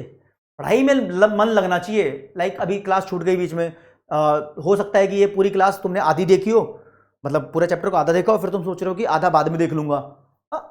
जितना पॉसिबल हो सके उतना उसको देखो, समझ लो, जितना पॉसिबल हो सके, जितना पॉसिबल राज्य। तो ठीक है जी, इसके बाद है ना इकोनॉमिक्स और बिजनेस इकोनॉमिक्स का डिफरेंस है। यार इको और बिजनेस इको क्या है ये? देखो जी, इको तो बहुत बड़ी चीज है, उसका इतना सा पार्ट बिजनेस इको है। इको में बहुत कुछ इमेजिनरी होगा, लेकिन बिजनेस इको में बहुत कुछ प्रैक्टिकल है। इको का मतलब, इको का टारगेट कुछ और हो सकता है। बिजनेस इको को पढ़ने का टारगेट यही है कि हम बिजनेस को सुधारे, प्रॉफिट कमाएं, है ना। तो चलो let us start with meaning. पहले नंबर पे मीनिंग देखते हैं इसका, और पेन का कलर थोड़ा येलो कर लेते हैं। तो इकोनॉमिक्स में बारे में आता है, it involve the framing of economic principles to solve economic problem. मतलब कौन कौन से इकोनॉमिक प्रिंसिपल्स हैं ताकि हमारे इकोनॉमिक प्रॉब्लम सॉल्व हो जाए। इकोनॉमिक प्रॉब्लम अभी और पढ़ाऊंगा आगे, ठीक है ना। और इसके अंदर क्या पढ़ते हैं, it involve application of economic principle to solve economic problem. कहता है यहां पर प्रिंसिपल्स फ्रेम किए जाते हैं, यहां पर प्रिंसिपल्स अप्लाई किए जाते हैं, यहां सब्जेक्ट बनाया जाता है, यहां सब्जेक्ट जमीन पे अप्लाई किया जाता है, उतारा जाता है। कैरेक्टर के बारे में सुन लो जी, ये माइक्रो इकोनॉमिक्स और मैक्रो इकोनॉमिक्स दोनों है इको में तो, लेकिन it is micro economic in character. देखो जी, ये लाइन कहीं ना कहीं तुम बोलोगे सर अनजस्टिफाइड है, पहले तो कह रहे हो माइक्रो और मैक्रो है, तो यहां लिखना चाहिए it is largely micro economics, या तो मैं मॉड्यूल की भी थोड़ी सी मिस्टेक बता दूंगा, ठीक है। लेकिन जैसा है वैसे से नंबर मिलेंगे आपको। मेन टास्क क्या है यहां पर? मेन टास्क है कि the fulfilment of needs of individuals as well as entities. जो एंटिटीज हैं, जो बड़े बड़े लेवल के एंटिटीज हैं या इंडिविजुअल्स हैं, इन सबकी नीड्स फुलफिल हो जाए, यहां पर मेन टास्क यही रहता है। लेकिन यहां पर proper decision making in a particular business entity, एक बिजनेस धंधे वाले को कैसे प्रॉपर डिसीजन लेना है वो सोचते हैं। नेचर क्या है जी, ये पॉजिटिव और नॉर्मेटिव दोनों है, और इधर ओनली नॉर्मेटिव इन नेचर बोल दिया इसने, जनरली नॉर्मेटिव इन नेचर है, लिखा था ना इसके नेचर में, ठीक है, लेकिन कंबाइन तो दोनों को करता है, ठीक है ना। और इसके बेसिस पे नहीं, जैसे मैंने बताया था उसके बेसिस पे आंसर देने हैं, क्योंकि ये लेटेस्ट ऐड हुआ है भाई, ये जिस भी बंदे ने ऐड किया उसने फिर पढ़ाने के 8 पॉइंट क्या लिखे थे नेचर के, ठीक है। तो स्कोप क्या है, इसका वाइडर स्कोप है और इसका कंपैरेटिवली नैरो स्कोप है, क्योंकि सिर्फ बिजनेस से ही रिलेटेड है, ये तो हर चीज से रिलेटेड है, देश से भी रिलेटेड है। आगे ब्रांच बात करें, इसकी 2 ब्रांच है भैया, सॉरी मतलब कहते हैं ब्रांच तो बहुत सारी है इकोनॉमिक्स की, 2 ब्रांच मेन होती है, माइक्रो और मैक्रो, लेकिन यहां पर डिफरेंस कुछ और है। It has business economics as its applied branch, मतलब इको में बिजनेस इकोनॉमिक्स एक अप्लाइड ब्रांच है, इमेजिनेशन नहीं, अप्लाइड ब्रांच है, मतलब बिजनेस इकोनॉमिक्स एक ऐसी इकोनॉमिक्स है जो अप्लाई हो रही है रियल लाइफ में, इको बोल रही है, और बिजनेस इको बोल रही है it is an applied branch of economics. कहने का मतलब ये, इको बहुत बड़ी है, उसके अंदर बिजनेस इको है, और ये कह रही है कि हम बिजनेस इको बहुत छोटे हैं, इको बहुत बड़ी है, तो बात एक ही हो गई, ठीक है। कंसर्न किससे है, मतलब फोकस बोल लो, फोकस कह रहा हूं, रिलेशन बोल लो, तो all the theories from production to consumption including distribution, क्या प्रोड्यूस करना है, क्या कंज्यूम करना है, कैसे डिस्ट्रीब्यूट करना है, सारी थ्योरी इको में पढ़ते हैं। लेकिन यहां पर सिर्फ प्रॉफिट थ्योरी पढ़ते हैं, सारी थ्योरी को इग्नोर कर देते हैं, कहते हैं भाई माल कहां से आएगा, ठीक है। Analysis involve, it include the analysis of macro level issues, इसके अंदर मैक्रो लेवल इश्यूज के एनालिसिस इन्वॉल्व होते हैं, जैसे कि growth, inflation, employment, unemployment, poverty, वो सब पढ़ना पड़ता है। यहां it include the analysis of micro level issues, micro level के एनालिसिस ज्यादा होते हैं कि डिमांड कितनी होगी, सप्लाई कितनी होगी, प्रॉफिट कितना होगा, खुद के बारे में ज्यादा सोचा जाता है, ठीक है। फोकस किस पे होता है, कंसंट्रेशन, तो it concentrate only on the economic aspect of any business problem, ये कोई भी बिजनेस प्रॉब्लम हो उसके सिर्फ इकोनॉमिक एस्पेक्ट पे ध्यान देगी। इकोनॉमिक एस्पेक्ट मतलब पैसों का एस्पेक्ट ही हो गया, वो देश का भी है, पर्टिकुलर बिजनेस का भी है, हर एक चीज पे ध्यान देगी ये। लेकिन ये कहता है कि हम बोथ इकोनॉमिक और नॉन इकोनॉमिक एस्पेक्ट दोनों पे ध्यान देंगे। क्यों? क्योंकि सुनो मेरी बात, तुम कह रहे हो ये उल्टा नहीं लिखा सर, उल्टा नहीं भाई, सही लिखा है। बिजनेस जब तुम रन करते हो ना, तो तुम्हें सिर्फ ऐसा नहीं है कि तुम पैसों के बारे में ख्याल रखोगे। मान लो भाई मैं और तुम मिलकर बिजनेस कर रहे हैं और तुम मेरे सीनियर हो, मेरा तुमसे झगड़ा हो गया, तुम झगड़े को कंसीडर नहीं करोगे, झगड़ा हो गया मैं रिजाइन डाल दूंगा, मतलब मैं नौकरी छोड़ दूंगा, नौकरी छोड़ दूंगा तो कल को नया बंदा पता नहीं कितने दिन बाद आएगा, लेकिन जो मेरा काम था वो कौन करेगा, कुछ दिन तक मामला खराब हो जाएगा। तो जो बिजनेस होते हैं ना सच्ची में, वो रिलेशंस भी देखते हैं, हैप्पीनेस भी देखते हैं, सुख दुख में भी काम आते हैं एम्प्लॉइज के, ऐसी बात नहीं है। और फिर वैलिडिटी ऑफ अजम्पशंस, इसकी अजम्पशंस कब तक वैलिड है, तो it is based on certain assumptions, सिर्फ इतना बोला हुआ है कि हाँ भाई इसके ऊपर कुछ अजम्पशंस पहले से बनाई हुई है, ये उसके ऊपर बेस्ड है, हमेशा के लिए बेस्ड है। वैसे some assumptions become invalid when applied, कहता है इसकी कुछ अजम्पशंस इनवैलिड हो जाती हैं जब उसको रियल लाइफ में अप्लाई किया जाता है, और रियल लाइफ में अप्लाई करते हैं तभी तो बिजनेस इकोनॉमिक्स है। दीज आर द डिफरेंसेस, ज्यादा ध्यान घुमाने फिराने की जरूरत नहीं है। इसके अंदर जो मेन पॉइंट मुझे लगा वो प्रॉफिट थ्योरी रिलेटेड लगा कि इसका भाई प्रॉफिट पे ज्यादा ध्यान दिया जाता है बिजनेस इकोनॉमिक्स में, दैट्स इट। इसके बाद दोस्तों यूनिट 2 स्टार्ट होती है आपकी। यूनिट 2 में पढ़ना है तुम्हें सेंट्रल प्रॉब्लम। 11वीं 12वीं में किसी बच्चे ने सेंट्रल प्रॉब्लम पढ़ी हो तो वो 3 पढ़ी होंगी, what to produce, how to produce, for whom to produce. यहां पर 4 चौथी भी है, what provision are to be made for economic growth. लेकिन बोलते हैं कि अब 4 बेसिक इकोनॉमिक प्रॉब्लम्स होती हैं, मेन बड़ी सारी की सारी प्रॉब्लम चॉइस की है। सबसे बड़ी इकोनॉमिक प्रॉब्लम क्या है, problem of choice. Problem of choice, सब में चॉइस की प्रॉब्लम है, तो आपसे कोई पूछे कि सबसे बड़ी प्रॉब्लम क्या है, तो आप बोलोगे प्रॉब्लम ऑफ चॉइस, ठीक है। अब उसकी वजह से ये 4 प्रॉब्लम आई है, और ये बेसिक सेंट्रल प्रॉब्लम है, बेसिक इकोनॉमिक प्रॉब्लम्स हैं, ठीक है। इसके बारे में पढ़ना है। लेकिन दोस्तों इसके बारे में पढ़ेंगे, चलो पहले प्रॉब्लम पढ़ लेते हैं, फिर सॉल्यूशन की बात करेंगे, ठीक है। पहली प्रॉब्लम है व्हाट टू प्रोड्यूस। एक इकोनॉमी के पास बहुत बड़ी समस्या होती है कि कौन सी कमोडिटी का प्रोडक्शन करना है, क्योंकि there are millions of goods to be produced. लाखों करोड़ों गुड्स है भाई, किसका प्रोडक्शन करें? क्या हम कोई मशीन ट्रैक्टर की तरह कैपिटल गुड्स बनाएं, या टूथपेस्ट और शुगर की तरह कंज्यूमर गुड्स बनाएं, या गन बॉम्ब टैंकर पिस्टल की तरह हम कोई वॉर टाइम गुड्स बनाएं? इसके अलावा बहुत सारे ऑप्शन होते हैं। आप सारी बनाओगे नहीं बनाओगे, बहुत सारी बनाओगे, लेकिन तो कौन सी बनाए कौन सी ना बनाए, this is a big problem, क्योंकि अनलिमिटेड रिसोर्स तो है ही नहीं, we have to make choice. तो it refers to the problem of making choice कि कौन सी गुड को प्रोड्यूस करें, कौन सी गुड को प्रोड्यूस करें, ये भी हो सकता है। अगर तुमने एक बार पता कर लिया ना भाई साहब इस पर्टिकुलर गुड्स को हमें प्रोड्यूस करना है, तो साथ में एक नई प्रॉब्लम खड़ी है, कितनी क्वांटिटी में प्रोड्यूस करना है। फॉर एग्जांपल एक हलवाई सोच रहा है यार कल दिवाली है, तो कल तो बहुत सारी मिठाई बिकेगी, है ना, तो आज बहुत सारी मिठाई बना लेता हूं। सोच लिया, उसने प्रॉब्लम सॉल्व कर दी अपनी कि बनानी मिठाई है, व्हाट टू प्रोड्यूस तो खत्म हो गया ना, मतलब मिठाई बनानी है। अब उसके दिमाग में झंझट फैला हुआ है, कितनी क्वांटिटी में मिठाई बनाऊं भाई, पता नहीं कितने ग्राहक आएंगे। तो नेक्स्ट प्रॉब्लम इसके साथ ही अटैच है कि ये लिखा हुआ है once the selection about the good to be produced is made. अगर आपने एक बार सिलेक्शन ले लिया कि कौन सी गुड प्रोड्यूस करनी है, then next problem arise of how much to produce. Next problem साथ में खड़ी है कि बाबा रे बाबा कितना प्रोडक्शन करना है, what quantity of that commodity should be produced, ये साथ में खड़ा हुआ है मामला। ठीक है, ये तो पहली प्रॉब्लम है, सॉल्यूशन तो देखेंगे बाद में, कोई दिक्कत नहीं है, टेंशन मतलब भी आप। ठीक है, सेकंड प्रॉब्लम है व्हाट टू प्रोड्यूस। इस प्रॉब्लम में कहा जा रहा है कि हमें यह डिसाइड करना है कि प्रोडक्शन करने की बेसिकली दो टेक्निक होती है। ठीक है जी, एक होती है लेबर इंटेंसिव टेक्नोलॉजी, एक होती है capital intensive technology. Labour intensive technology वो होती है जिसके अंदर मोर लेबर और लेस कैपिटल यूज की जाती है, यानी लेबर ज्यादा होगी और पैसा कम होगा। पैसा कैपिटल का मतलब पैसा भी है और मशीनरी भी है। ठीक है, मशीन कम होगी और हाथ से काम ज्यादा चलेगा, जैसे कि एग्रीकल्चर में हो गया, या कुछ हाथ के काम और भी हो सकते हैं। कैपिटल इंटेंसिव टेक्नोलॉजी वो होती है जिसमें लेबर कम इस्तेमाल होती है और कैपिटल ज्यादा इस्तेमाल होती है। तो आपको कौन सी टेक्नोलॉजी यूज करनी है ये डिपेंड करता है फिर, लेकिन डिसाइड तो करना पड़ेगा। तो प्रॉब्लम तो ये भी है, तो it is the problem of choice related to production technology. तो आ सकता है पेपर में क्वेश्चन, प्रोडक्शन टेक्नोलॉजी से रिलेटेड कौन सी प्रॉब्लम है। तो ये व्हाट टू प्रोड्यूस लिखा है ना, व्हाट टू प्रोड्यूस नहीं है ना जे, this is how to produce. ठीक है, हाउ टू प्रोड्यूस है। ठीक है, बच्चा कहीं कंफ्यूज ना हो जाए इसलिए। थर्ड है फॉर हुम टू प्रोड्यूस। अब इतना कंटेंट तुम पढ़ोगे तो मेरी बात सुन लो सीधा, कंटेंट पे जाने वो तुम पढ़ भी सकते हो, सीधी बात। For whom to produce, for whom to produce का मतलब है किसके लिए सामान बनाए। ठीक है, हमारे देश में अलग अलग सेक्शन ऑफ सोसाइटी है, उस सेक्शन ऑफ सोसाइटी में गरीब बंदे भी आते हैं, अमीर बंदे भी आते हैं, मिडिल क्लास वाले भी आते हैं।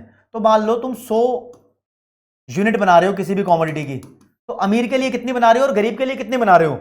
90 अमीर के लिए बना रहे हो, 10 गरीब के लिए बना रहे हो, या 10 अमीर के लिए बना रहे हो, 90 गरीब के लिए बना रहे हो? भाई अगर तुमने ज्यादा अमीर के लिए बना दिया तो गरीब नाराज हो जाएंगे, और ज्यादा गरीब के लिए बना दिया तो अमीर नाराज हो जाएंगे। तो प्रॉब्लम तो यही है, किसको नाराज करना है और किसको खुश रखना है। या तुम बोलो दोनों के लिए 50-50 बना दो, मतलब अमीर गरीब तो ठप्पा तो नहीं लगा हुआ उसमें, तुम रेट ऐसा डिसाइड करोगे कि वो उसको गरीब खरीदेगा, उसको अमीर खरीदेगा, क्वालिटी ऐसी बनाओगे उसके हिसाब से। तो यार प्रॉब्लम तो है ही आखिर ये कि किसके लिए बनानी है। ठीक है, तो ठीक है, प्रॉब्लम है तो सॉल्व कैसे करते हैं बाद में देखेंगे। चौथे नंबर की ये वाली प्रॉब्लम कराई है मैंने, कहां गई, फॉर हुम टू प्रोड्यूस, कि एक सोसाइटी की ईच एंड एवरी वांट को सेटिस्फाई नहीं किया जा सकता। आपको डिसाइड करना पड़ेगा कि आप जो गुड्स एंड सर्विस बना रहे हो वो किसके लिए बना रहे हो। ठीक है, तो ठीक है जी, आगे आते हैं। चौथी प्रॉब्लम है what provision should be made for economic growth. देश में अगर इकोनॉमिक ग्रोथ करनी है, मतलब जीडीपी को बढ़ाना है, तो तुम्हें क्या क्या रूल सेट करने होंगे। रूल सेट करने से रिलेटेड बात देखो यहां पर क्या बात की हुई है, इसको अंदर तक बताता हूं। पहली बात दोस्तों यहां बात की हुई है कि आपको अभी करंट में क्या करना पड़ेगा कि हमारी ग्रोथ फ्यूचर तक होती रहे, फ्यूचर की जनरेशन तक काम चलते रहे। तुम पेट्रोल को या दूसरे रिसोर्सेज को करंट में कितना कंज्यूम करने वाले हो कि भविष्य में भी ग्रोथ चलती रहे। एक कॉन्सेप्ट सुना होगा तुमने, सस्टेनेबल डेवलपमेंट। जी हां, सस्टेनेबल डेवलपमेंट का मतलब होता है ऐसी डेवलपमेंट जो हम तो कर ले रिसोर्स को इस्तेमाल करने के बाद, लेकिन वो रिसोर्स फ्यूचर की जनरेशन के लिए भी बचे हुए रहने चाहिए। तो ऐसी एक डेवलपमेंट होनी चाहिए, तो उसके बारे में बात की हुई है यहां पर। तो लिखा है a society would not like to use all its scarce resources for current consumption only. Resource हमारी जिंदगी में स्केर्स है, लिमिट में है, तो वो आज ही सारे रिसोर्स को यूज करके खत्म नहीं करना चाहती। ठीक है, वो चाहती है कि कुछ फ्यूचर के लिए बचा रहे। This is because if it use all resources for current consumption, अगर वो सारे ही रिसोर्स आज के लिए इस्तेमाल कर लेगी, कोई प्रोविजन नहीं बचाएगी फ्यूचर प्रोडक्शन के लिए, तो क्या होगा, the societies production capacity would not increase, society के प्रोडक्शन कैपेसिटी नहीं बढ़ेगी, क्योंकि आज ही रिसोर्स खत्म हो जाएंगे, कल कहां से लाओगे, ठीक है। तो दिस इंप्लाइज दैट इनकम और standard of living of the people would remain stagnant in future, यानी अगर तुम आज रिसोर्स सारे यूज कर लोगे, कल कुछ बचेगा नहीं, तो कल के बंदों की जो लाइफ होगी वो लाइफ स्लो हो जाएगी। स्टैग्नेंट का मतलब होता है स्लो हो जाएगी, स्टैंडर्ड ऑफ लिविंग उनका डाउन हो जाएगा, रिसोर्स नहीं होंगे भाई, डाउन हो जाएगा, तो द लेवल ऑफ लिविंग में एक्चुअली डिक्लाइन, मामला खराब हो जाएगा। तो देयरफॉर एक सोसाइटी को डिसाइड करना ही होगा, क्या डिसाइड करना होगा कि कितना पैसा सेव करना है, रिसोर्स मान लो, रिसोर्स कितने सेव करने हैं, कितने इन्वेस्ट करने हैं, ठीक है, और how much sacrifice of current, अभी कितना कंजम्पशन में सेक्रीफाइस करना है, पेट्रोल कितना कम यूज करना है, ठीक है, should be made for the future progress, ताकि फ्यूचर तक प्रोग्रेस चलती रहे, जिंदगी भर का मामला बना रहे, अभी मामला खत्म ना हो, ठीक है जी। दोस्तों ये 4 प्रॉब्लम्स हैं, पहली बात तो इसके ऊपर एक बार क्विज देख लेते हैं, कुछ पुराने क्वेश्चन भी मिक्स कर दूंगा और आपका देखूंगा कि कहां तक पहुंचे हो आप। पहला question, what implications does resource scarcity have for the satisfaction of wants, हमारी वांट को सेटिस्फाई करने के लिए क्या इंप्लीकेशन कही जाती है। यहां पर एक लाइन बता देता हूं आपको, यह बात क्लियर कट लिखी है इकोनॉमिक्स में कि इंसानों की सारी वांट्स को कभी भी सेटिस्फाई नहीं किया जा सकता, तो लाइन लिखी हुई है, not all wants can be satisfied, कभी भी सारी वांट्स सेटिस्फाई नहीं की जा सकती, क्योंकि रिसोर्स हमारे पास लिमिटेड है, लिमिट में ही रहेगा सब कुछ। चलो जी अगला,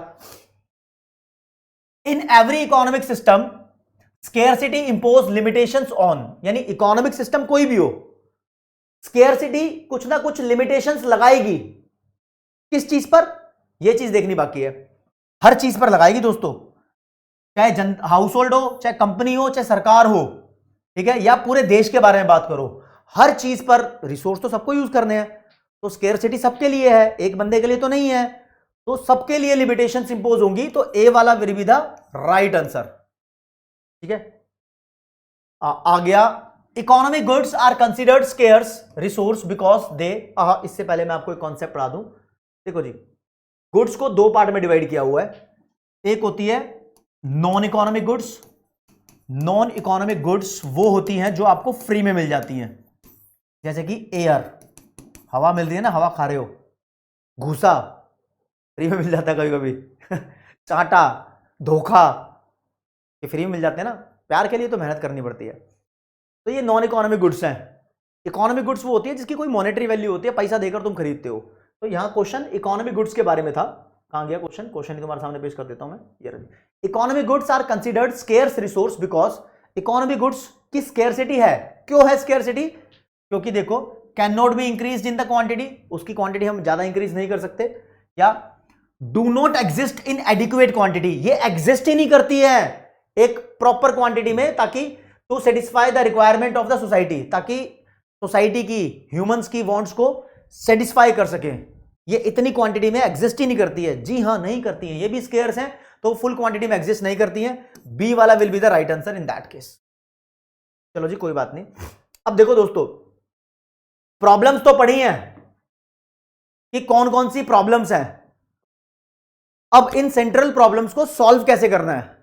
अब इंडिया में अलग तरीके से सॉल्व किया जाएगा, अमेरिका में अलग तरीके से, चाइना में अलग तरीके से, तो हमें पहले जो इकोनॉमिक सिस्टम है वो जानने होंगे कि किस देश में क्या सिस्टम है, उस हिसाब से प्रॉब्लम्स को सॉल्व किया जाएगा। तो इसलिए ही type of economic system last में सिलेबस में दिए हुए हैं, तो पहले आप जानो कि ये इकोनॉमी किस तरीके की होती है, कैपिटलिस्टिक इकोनॉमी क्या है, सोशलिस्टिक क्या है, मिक्स्ड क्या है, ये जान लोगे, उसके बाद आप पहचान पाओगे कि ये जो सेंट्रल प्रॉब्लम्स हैं ये इनमें कैसे सॉल्व हो जाएंगी। ठीक है जी, तो एक एक करके पढ़ते हैं।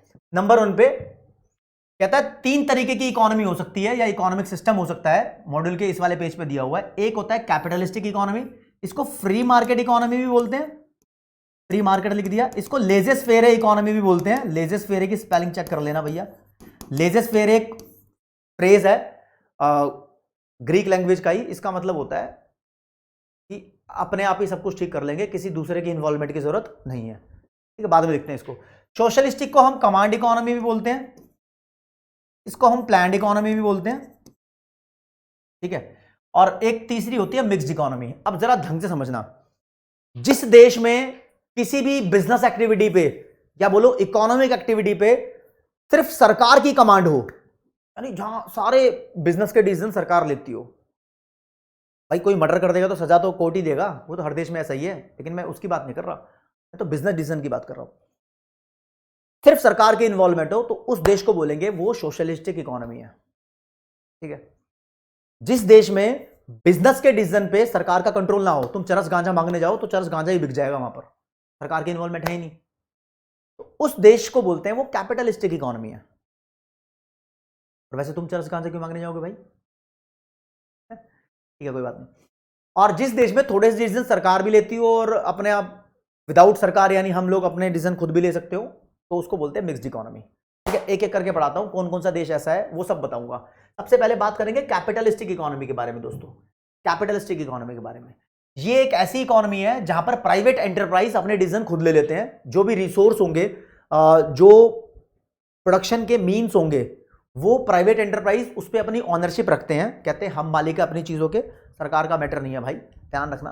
तो खुद ही डिसाइड कर लेते हैं क्या बनाना है भाई, क्या बेचना है, आलू बेचने हैं, टमाटर बेचने हैं, चरस बेचने हैं, गांजा बेचने हैं, पिस्टल बेचनी है, जो भी है खुद ही डिसाइड कर लेते हैं, सरकार का यहां पे कुछ रोल नहीं है। लेकिन ये पता क्या सोचते हैं, मतलब जो मन करेगा वो थोड़ी बनाएंगे, ये देखते हैं लोगों को क्या चाहिए, कंज्यूमर को क्या चाहिए, जो कंज्यूमर को चाहिए होता है ये वो बनाते हैं।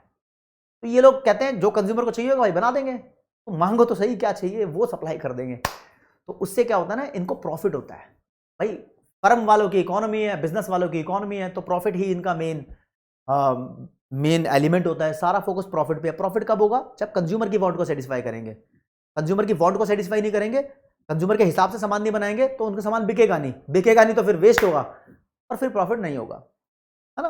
तो कंज्यूमर की वांट को सेटिस्फाई करने की कोशिश करते हैं, कंज्यूमर को यहां पर किंग पिन बताया जाता है। तो देखो, इट इज इकोनॉमिक सिस्टम, ये एक ऐसा इकोनॉमिक सिस्टम है in which all means of production, all means of production मतलब जो रिसोर्सेज हैं प्रोडक्शन के लिए जो जरूरी है, ठीक है, are owned and controlled by private individuals. Private individuals उसको ऑन भी करते हैं, कंट्रोल भी करते हैं, पर्पस क्या है, प्रॉफिट के लिए, ठीक है।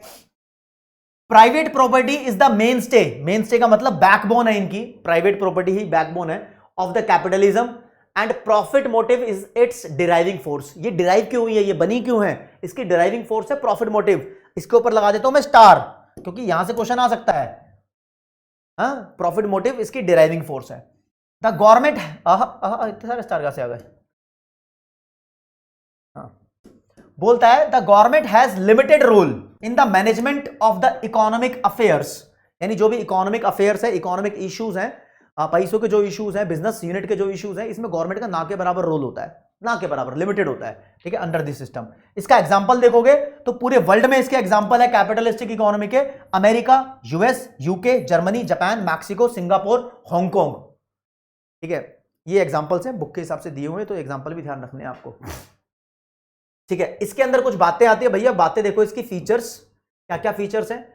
कहता है जी हर किसी के पास अधिकार है कि वो अपनी प्राइवेट प्रॉपर्टी खरीद सकता है, मतलब खुद ही मालिक होगा अपनी प्रॉपर्टी का। और तुम्हें ये बात अजीब सी लग रही होगी, क्योंकि अपने यहाँ तो होता ही ना, अपनी प्रॉपर्टी के मालिक हो सकते हैं हम, काफी सारे देशों में ऐसा नहीं है। तो इसका देखो जरा, एंटरप्राइज के पास पूरी फ्रीडम होगी, पूरे डिसीजन लेने की पूरी फ्रीडम होगी, उसके पास फ्रीडम होगी कि अपनी चॉइस ले सकता है, वो economic choice, what to produce, how to produce, अपने हिसाब से डिसाइड कर सकता है। प्रॉफिट मोटिव के लिए काम करेंगे। कंज्यूमर सॉवर्निटी होगी। ये सॉवर्निटी क्या होता है यार, सॉवर्निटी का मतलब होता है सुप्रीमेसी, सुप्रीमेसी बोलूं मैं, कंज्यूमर की प्रभुता होगी यहां पे, कंज्यूमर का वर्चस्व है, जो कंज्यूमर को पसंद है वही चीज यहां बेची जाएगी, है। और दे दनादन कंपटीशन भी होगा भैया, हर कोई फर्म एक दूसरे से अच्छा बनाकर कंज्यूमर को सेटिस्फाई करना चाहेगी, तो कंपटीशन भी होगा। और गवर्नमेंट की इंटरफेरेंस की यहां पर एब्सेंस होती है। क्या होती है, एब्सेंस, सरकार यहां पर नहीं होती, ऐसा बोला जाता है। देखो सच बताऊं, जो ये फीचर्स बताई है ना, पूरी दुनिया की किसी भी देश में ये फीचर्स अवेलेबल नहीं है। तो जो भी इकोनॉमिक सिस्टम पढ़ाएंगे, सारी फीचर्स तो अवेलेबल नहीं होगी। अमेरिका में बोलोगे कि अमेरिका में भाई ये सारी फीचर्स हैं, कोई भी अपनी मर्जी से कोई भी एंटरप्राइज चूज कर सकता है कि उसको क्या बनाना है, थोड़ा बहुत कंट्रोल गवर्नमेंट का होता ही है, समझ रहे हो, थोड़ा बहुत होता है, ठीक है।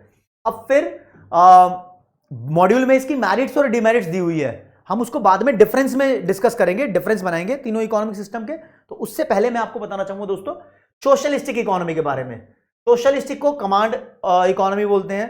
और दोस्तों इसके बारे में जो पेपर में क्वेश्चन आ सकता है, कहते हैं सबसे पहले सोशलिस्टिक इकोनॉमी का जो जिक्र किया था वो कार्ल मार्क्स और फ्रेडरिक एंजल्स ने एक बुक लिखी थी, जिस बुक का नाम है द कम्युनिस्ट मैनिफेस्टो। ये बुक 1848 में पब्लिश हुई थी। किस किसने लिखी थी? कार्ल मार्क्स और फ्रेडरिक एंजल्स। इन्होंने सबसे पहले सोशलिस्टिक इकोनॉमी का जिक्र किया था।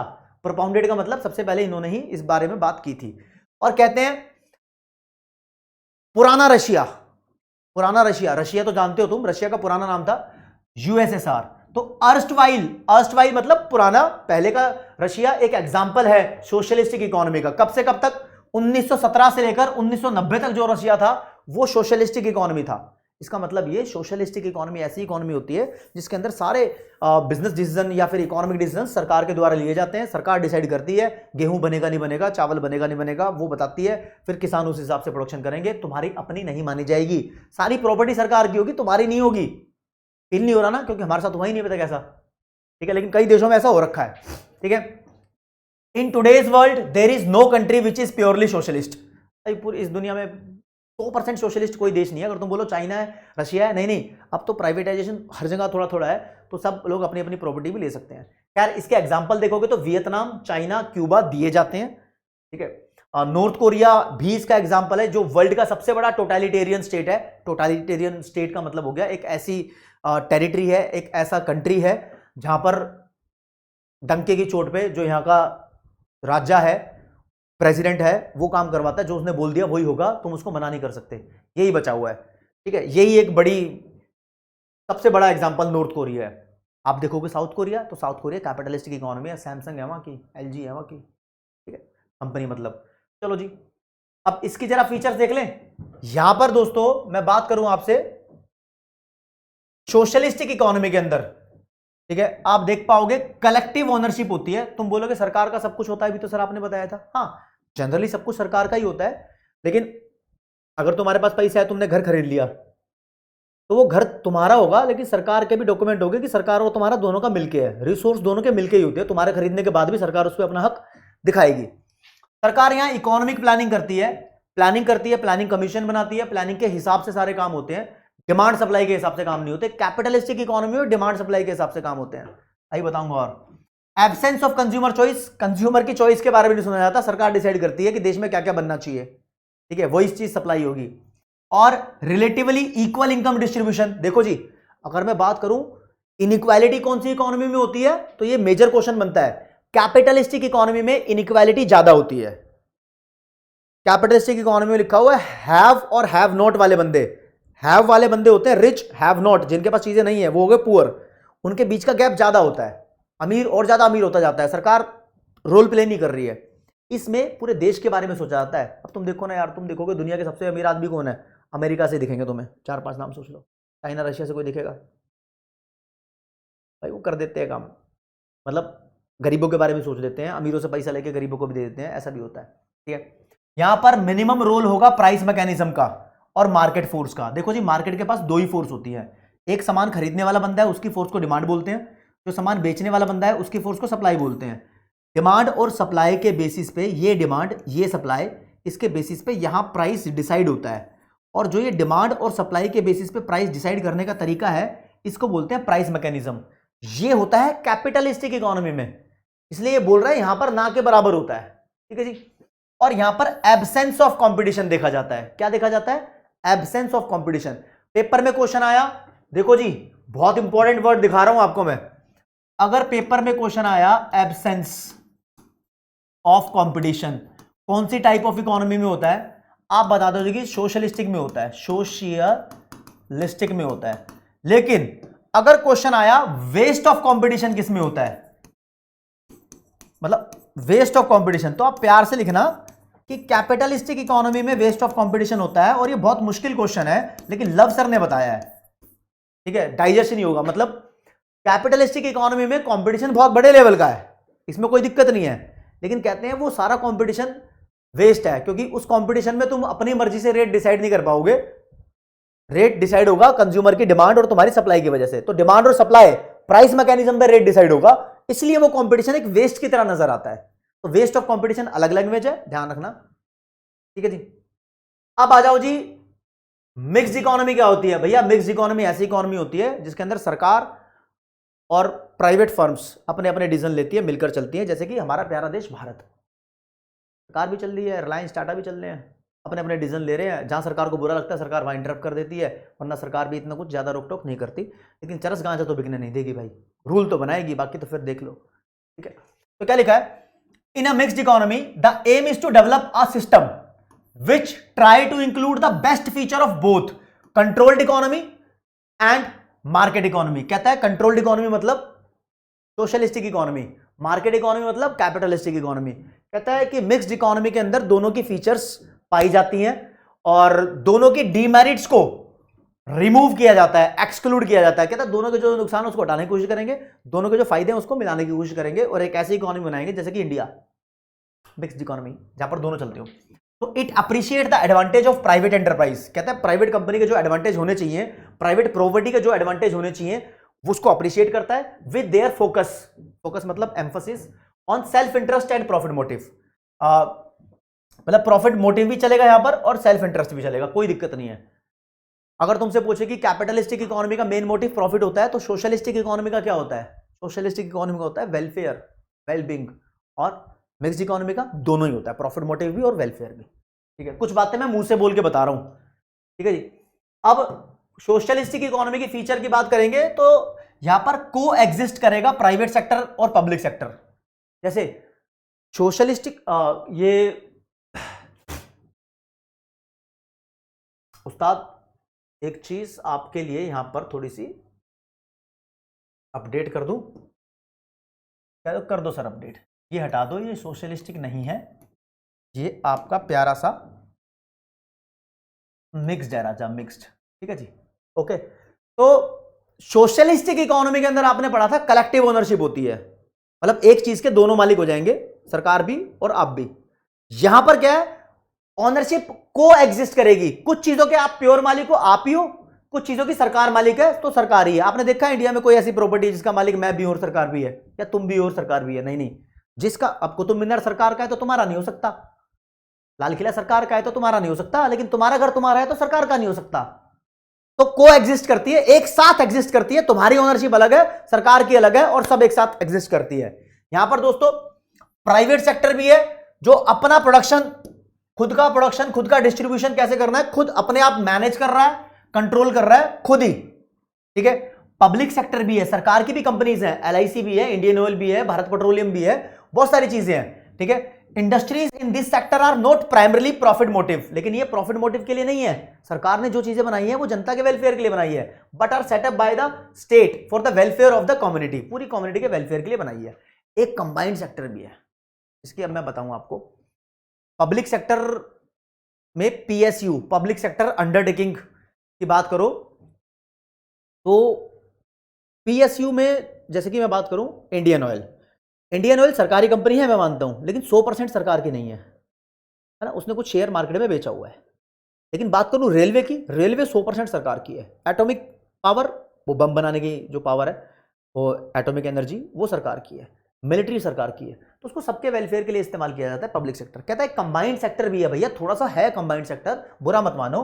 अ sector in which both government and private enterprise have equal access दोनों की इक्वल है, अप्रोच, पहुंच दोनों की इक्वल है, and join hands to produce commodities, और दोनों साथ मिलकर गुड्स को प्रोड्यूस करते हैं, सर्विस को प्रोड्यूस करते हैं, और एक स्टैब्लिशमेंट जॉइंट सेक्टर की होती है। देखो जी, मैंने बोला मेरा घर है तो मेरा घर है, सरकार का नहीं है, वो बात अलग है, ठीक है ना। लेकिन अगर कोई कंपनी बना रहे हो आप, तो उस कंपनी में तुम्हारा और सरकार दोनों का रोल हो सकता है, ठीक है, कंपनी में हो सकता है, कोई दिक्कत वाली बात नहीं है, दिस इज इंपॉर्टेंट। तो यहां पर 3 सेक्टर एग्जिस्ट करते हैं, प्राइवेट, पब्लिक और कंबाइंड, ठीक है। इसके बाद दोस्तों, इसके बाद हमें करने हैं इनके डिफरेंस, जिसमें इनकी मेरिट डिमेरिट कवर हो रही है, आप देखोगे तो। लेकिन इनके डिफरेंस कितने भी हो, मुझे सबसे पहले लास्ट वाला डिफरेंस डिस्कस करना है, क्योंकि ये टाइप्स ऑफ इकोनॉमी तुमने क्यों पढ़ी? क्योंकि तुमने पढ़ी थी सेंट्रल प्रॉब्लम्स, पढ़ी थी ना सेंट्रल प्रॉब्लम्स, तो सेंट्रल प्रॉब्लम्स कैसे सॉल्व करते हैं वो डिपेंड करता है इकोनॉमी के ऊपर। तो सबसे पहले कैपिटलिस्टिक इकोनॉमी की बात करते हैं, यहां पर सेंट्रल प्रॉब्लम्स को कैसे सॉल्व किया जाता है। तो भैया व्हाट टू प्रोड्यूस, किसको प्रोड्यूस करेंगे, वो उस गुड को प्रोड्यूस करेंगे जिसमें उनको मैक्सिमम प्रॉफिट होगा, तो प्रॉब्लम सॉल्व करेगी कौन, खुद ही सॉल्व कर लेंगे प्राइवेट लोग, देखेंगे भैया किसको प्रोड्यूस करने में ज्यादा प्रॉफिट हो रहा है। सेकंड प्रॉब्लम है हाउ टू प्रोड्यूस, इसको कैसे सॉल्व करेंगे भैया, दो हाउ टू प्रोड्यूस में डिसाइड करते हैं कौन सी टेक्नोलॉजी को यूज करना है, तो ये उस टेक्नोलॉजी को यूज करते हैं जहां पर मिनिमाइजेशन कॉस्ट लगेगी, कम से कम कॉस्ट ऑफ प्रोडक्शन आएगी, खर्चा कम आएगा, भाई मोटा माल कमाने की कोशिश करते हैं, ठीक है। तो फॉर हुम टू प्रोड्यूस, किसके लिए प्रोड्यूस करना है। चौथी प्रॉब्लम तो सबके लिए सेम रहेगी, लेकिन तीन प्रॉब्लम को डिस्कस किया हुआ है। कहते हैं भैया ये उसके लिए प्रोड्यूस करेंगे जिसकी खरीदने की औकात है, जिसकी बाइंग कैपेसिटी है, गरीब है तो गरीब के लिए बना देंगे, वो ज्यादा खरीदते हैं तो अमीर है तो अमीर के लिए बना देंगे, जनरली अमीर के लिए बना रहे हैं, ठीक है, ठीक है जी। फिर सोशलिस्टिक इकोनॉमी की बात करते हैं, as directed by the central government authority, जो सरकार डिसाइड करेगी वो प्रोड्यूस किया जाएगा, सरकार देख लेगी किससे भला हो रहा है जनता का, ठीक है। और कौन सी टेक्नोलॉजी से यूज करना है वो सरकार डिसाइड करेगी, ऐसी टेक्नोलॉजी जिसमें अनएम्प्लॉयमेंट नहीं हो, कम से कम हो यार, नहीं वाला तो मैटर बनता नहीं है, कम से कम अनएम्प्लॉयमेंट हो, उसको टेक्नोलॉजी को यूज करेगी सरकार, ठीक है। किसके लिए बनाना है, सरकार बोलेगी सबके लिए बनाना है, भाई गरीब भी देखना है हमें, अमीर भी देखना है, ठीक है।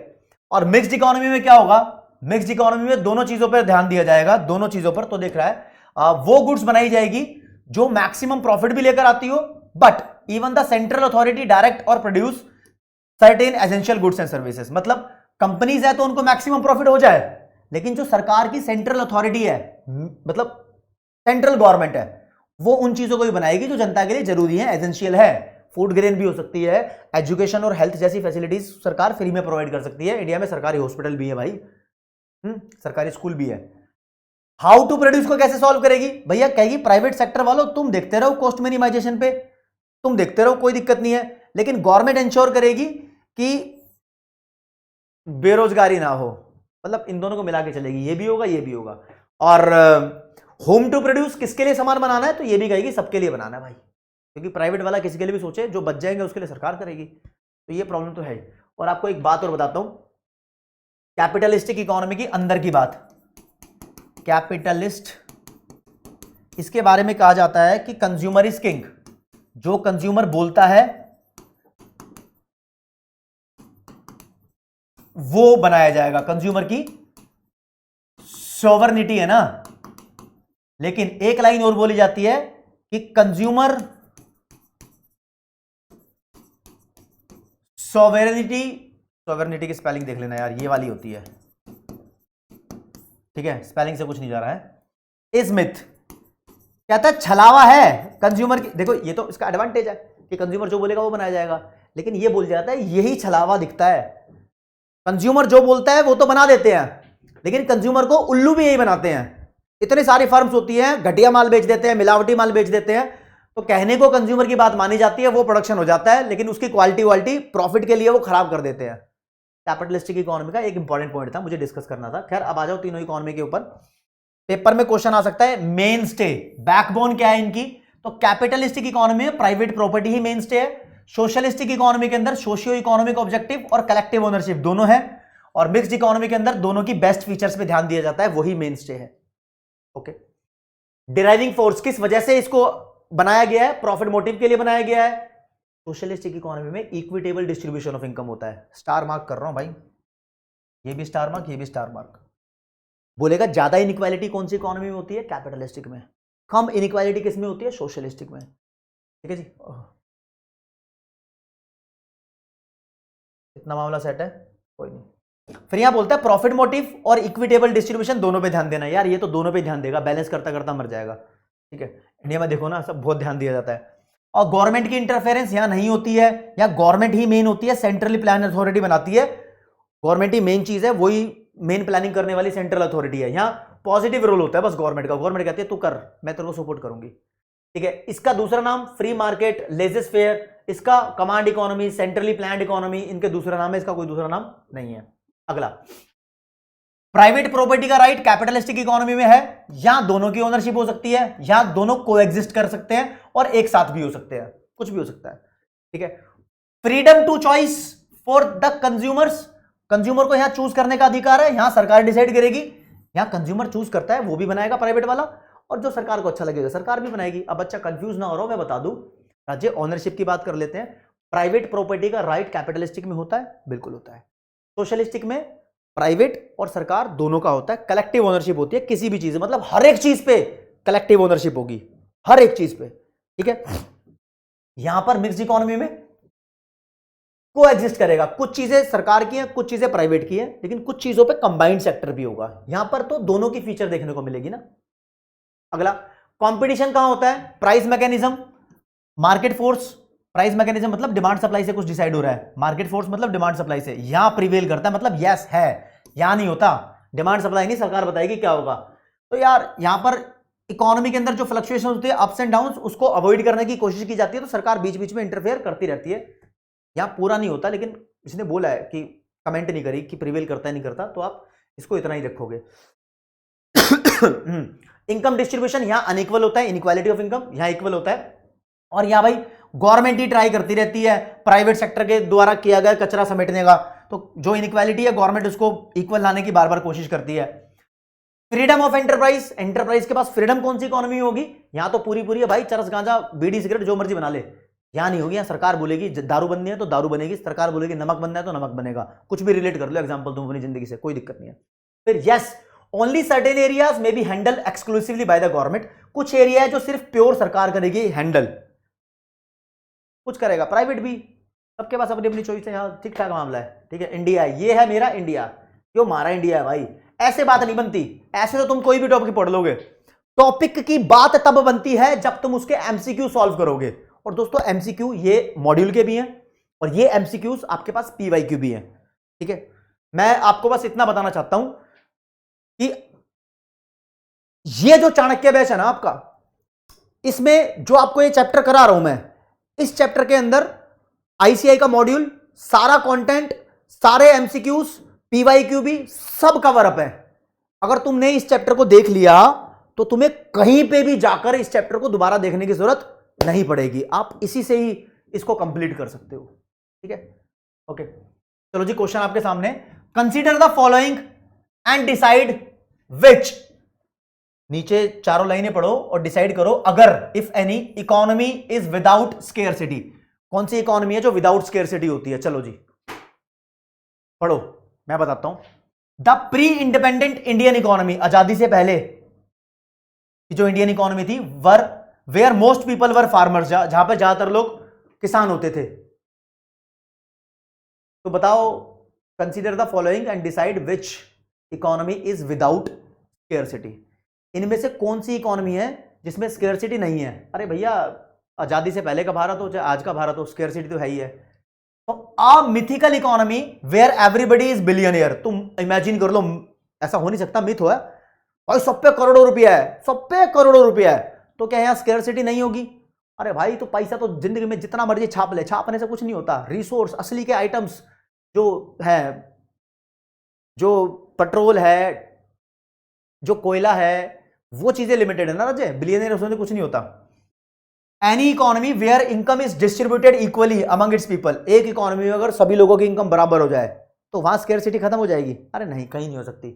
स्केयरसिटी तो एक नेचुरल फिनोमेना है, तो स्केयरसिटी खत्म कहीं दिखाई नहीं दे रही, तो डी वाला इज द राइट ऑप्शन। अगला, human wants are in response to satisfy their wants, मतलब अगर ह्यूमन वांट्स की बात की जाए और उस वांट को सेटिस्फाई करने की बात की जाए, तो बाबा वांट्स यहां पर अनलिमिटेड है। क्या है? अनलिमिटेड है, वांट्स लिमिटेड नहीं है, wants are unlimited. Okay, which of the following is incorrect about business economics, 4 लाइनें लिखी हुई है, बिजनेस इकोनॉमिक्स के बारे में कौन सी सही लाइन है वो आपको देखनी है, पढ़ लो जरा एक बारी कि क्या सही ऑप्शन होना चाहिए, आप भी जान जाओगे।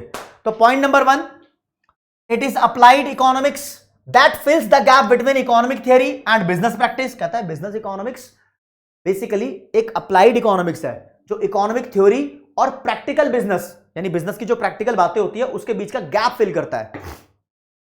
गलत है? सही है? सही है भाई, बिल्कुल। Business economics integrate economic theory which business practice. कहता है इंटीग्रेट का मतलब होता है जोड़ना, ऐसे जोड़ना। कहता है बिजनेस इकोनॉमिक्स जोड़ती है इकोनॉमी की थ्योरी को बिजनेस की प्रैक्टिकल बातों से, हाँ दोनों बातें सेम ही है, वो ठीक है तो ये भी ठीक ही है। Business economics is also known as managerial economics, ये भी ठीक है भाई, तो गलत कौन होगा, वो लास्ट वाले बचेगा भाई, यही गलत होगा। Business economics is more concern with macro, ना मोर कंसर्न विद माइक्रो है बाबा, मोर कंसर्न विद माइक्रो है। अगला एडमिनिस्ट्रेटेड प्राइस क्या होता है, ये देखो बीच में नहीं आया था, अब आ रहा है, मतलब मैंने अपने हिसाब से चीजों को डिजाइन किया हुआ है। तुम बोलोगे सर वो मेरिट डिमेरिट नहीं पढ़ा, ये नहीं पढ़ाया, अरे यहां देखो ना सारी चीजें कवर अप हो रही है। जब सरकार किसी चीज का प्राइस डिसाइड करती है तो कहते हैं वो प्राइस एडमिनिस्टर किया गया है, यानी जब किसी चीज में बाहर के बंदे बुड़पंगे करें, मतलब बाहर के बंदे आके डिसाइड करें, सामान तुम्हारा है, सरकार बोल रही है इतने रुपए का बेचोगे, तो ये प्राइस जो सरकार ने डिसाइड कर दिया एडमिनिस्टर प्राइस है। यानी जब कोई आउटर एक्सटर्नल अथॉरिटी तुम्हारी चीज के प्राइस को डिसाइड करे तो वो डिसाइड किया हुआ प्राइस एडमिनिस्ट्रेटेड प्राइस होता है। तो जो प्राइस डिटरमाइन होता है डिमांड और सप्लाई से, वो नहीं होता है एडमिनिस्ट्रेटेड प्राइस। जो सेलर डिसाइड करते हैं वो भी नहीं होता। Price determined by external authority which is usually government, generally जो गवर्नमेंट होती है, एक्सटर्नल अथॉरिटी जो प्राइस डिसाइड करेगी उसको बोलते हैं administrated price. A mixed economy to solve its central problem relies on, एक मिक्स्ड इकोनॉमी अपनी सेंट्रल प्रॉब्लम्स को सॉल्व करने के लिए किसके ऊपर रिलाय करती है? भैया देखो मिक्स्ड इकोनॉमी में दोनों हो गए, प्राइस मैकेनिज्म कैपिटलिस्टिक इकोनॉमी में फॉलो किया जाता है, ये डिमांड सप्लाई का प्रोसेस होता है, इसको चैप्टर नंबर 2 में डिटेल में एक्सप्लेन किया जाता है। इकोनॉमिक प्लानिंग सोशलिस्टिक इकोनॉमी में होता है, मतलब नेता लोग बैठते हैं प्लानिंग करते हैं उसके हिसाब से डिसाइड करते हैं। मिक्स्ड में दोनों करते हैं, दोनों कहीं लिखा है, ये लिखा जी, डी वाला राइट आंसर हो जाएगा। अगला, in a socialistic economy the basic force of economic activity is profit, कहता है सोशलिस्टिक इकोनॉमी में बेसिक फोर्स प्रॉफिट है। ये लाइन सही है गलत है? अरे भाई कैपिटलिस्टिक इकोनॉमी में होता है ये, सोशलिस्ट में नहीं होता, तो ये लाइन गलत है, पार्सल वार्सल छोड़ दे, प्रॉफिट की नहीं सोचते ये लोग, सरकार है ये। The interference of government is very limited, वैसे तो कैपिटलिस्टिक इकोनॉमी में गवर्नमेंट की इंटरफेरेंस बताते ही नहीं है, लेकिन मॉड्यूल में लिखा है कि वेरी लिमिटेड है, इसलिए इसको हम बोलेंगे कैपिटलिस्टिक इकोनॉमी के अंदर वेरी लिमिटेड है। ये रहा हमारा कैपिटलिस्टिक इकोनॉमी, इसको ठीक कर देंगे। In a competitive economy the uncrowned king, competitive economy का मतलब होता है कैपिटलिस्टिक इकोनॉमी, देख रहे हो वर्ड बदल रहे हैं, इसलिए एमसीक्यू करने बहुत जरूरी है। इसके अंदर कंज्यूमर होता है अनक्राउंड किंग, मतलब बिना ताज रखे भी बादशाह कंज्यूमर ही है, ठीक है, नहीं है ताज तब भी कंज्यूमर इज किंग, समझे? ओके। वेस्ट ऑफ कंपटीशन कहां होता है? एब्सेंस ऑफ कंपटीशन तो सोशलिस्टिक में होता है, लेकिन वेस्ट ऑफ कंपटीशन कैपिटलिस्टिक में होता है। कंपटीशन करना वेस्ट है, मैंने जस्टिफाई कर दिया था, ये रीजन भी लिखा हुआ आपके काम आएगा, प्लीज वीडियो पॉज करके इसको जरूर देखो। आगे बढ़ते हैं।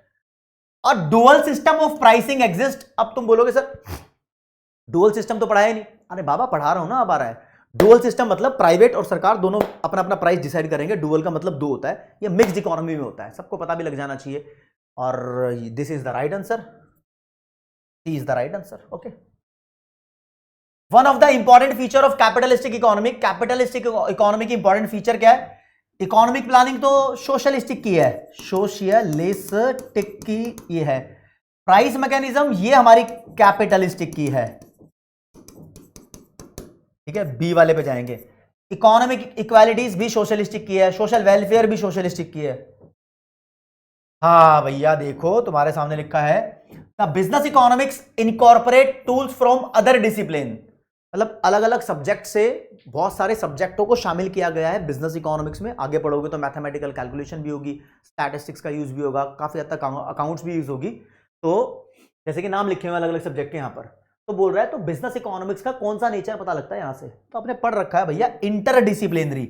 अब मॉड्यूल में क्योंकि इंटर लिखा है, आप इंटर को ही ठीक करना, होता तो वैसे मल्टीपल भी है इसका मतलब, लेकिन आप इंटर ही करना।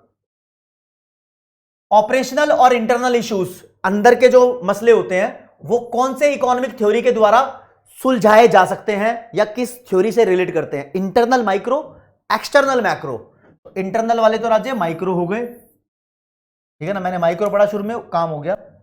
Okay, which of the following is not a part of central economic problems, इसमें से सेंट्रल इकोनॉमिक प्रॉब्लम्स कौन सी नहीं है? बच्चा बच्चा बता देगा। तीन दिख रहे हो, एबीसी ऑप्शन, ये तीनों सेंट्रल प्रॉब्लम है, मुझे बोलने की जरूरत नहीं है, ठीक है।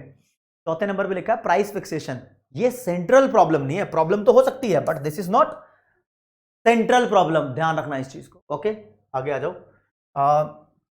Which one of the following is not an example of capitalistic economy, इनमें से कैपिटलिस्टिक इकोनॉमी का एग्जाम्पल कौन नहीं है भैया? ये तीनों, जापान, मैक्सिको, जर्मनी कैपिटलिस्टिक है।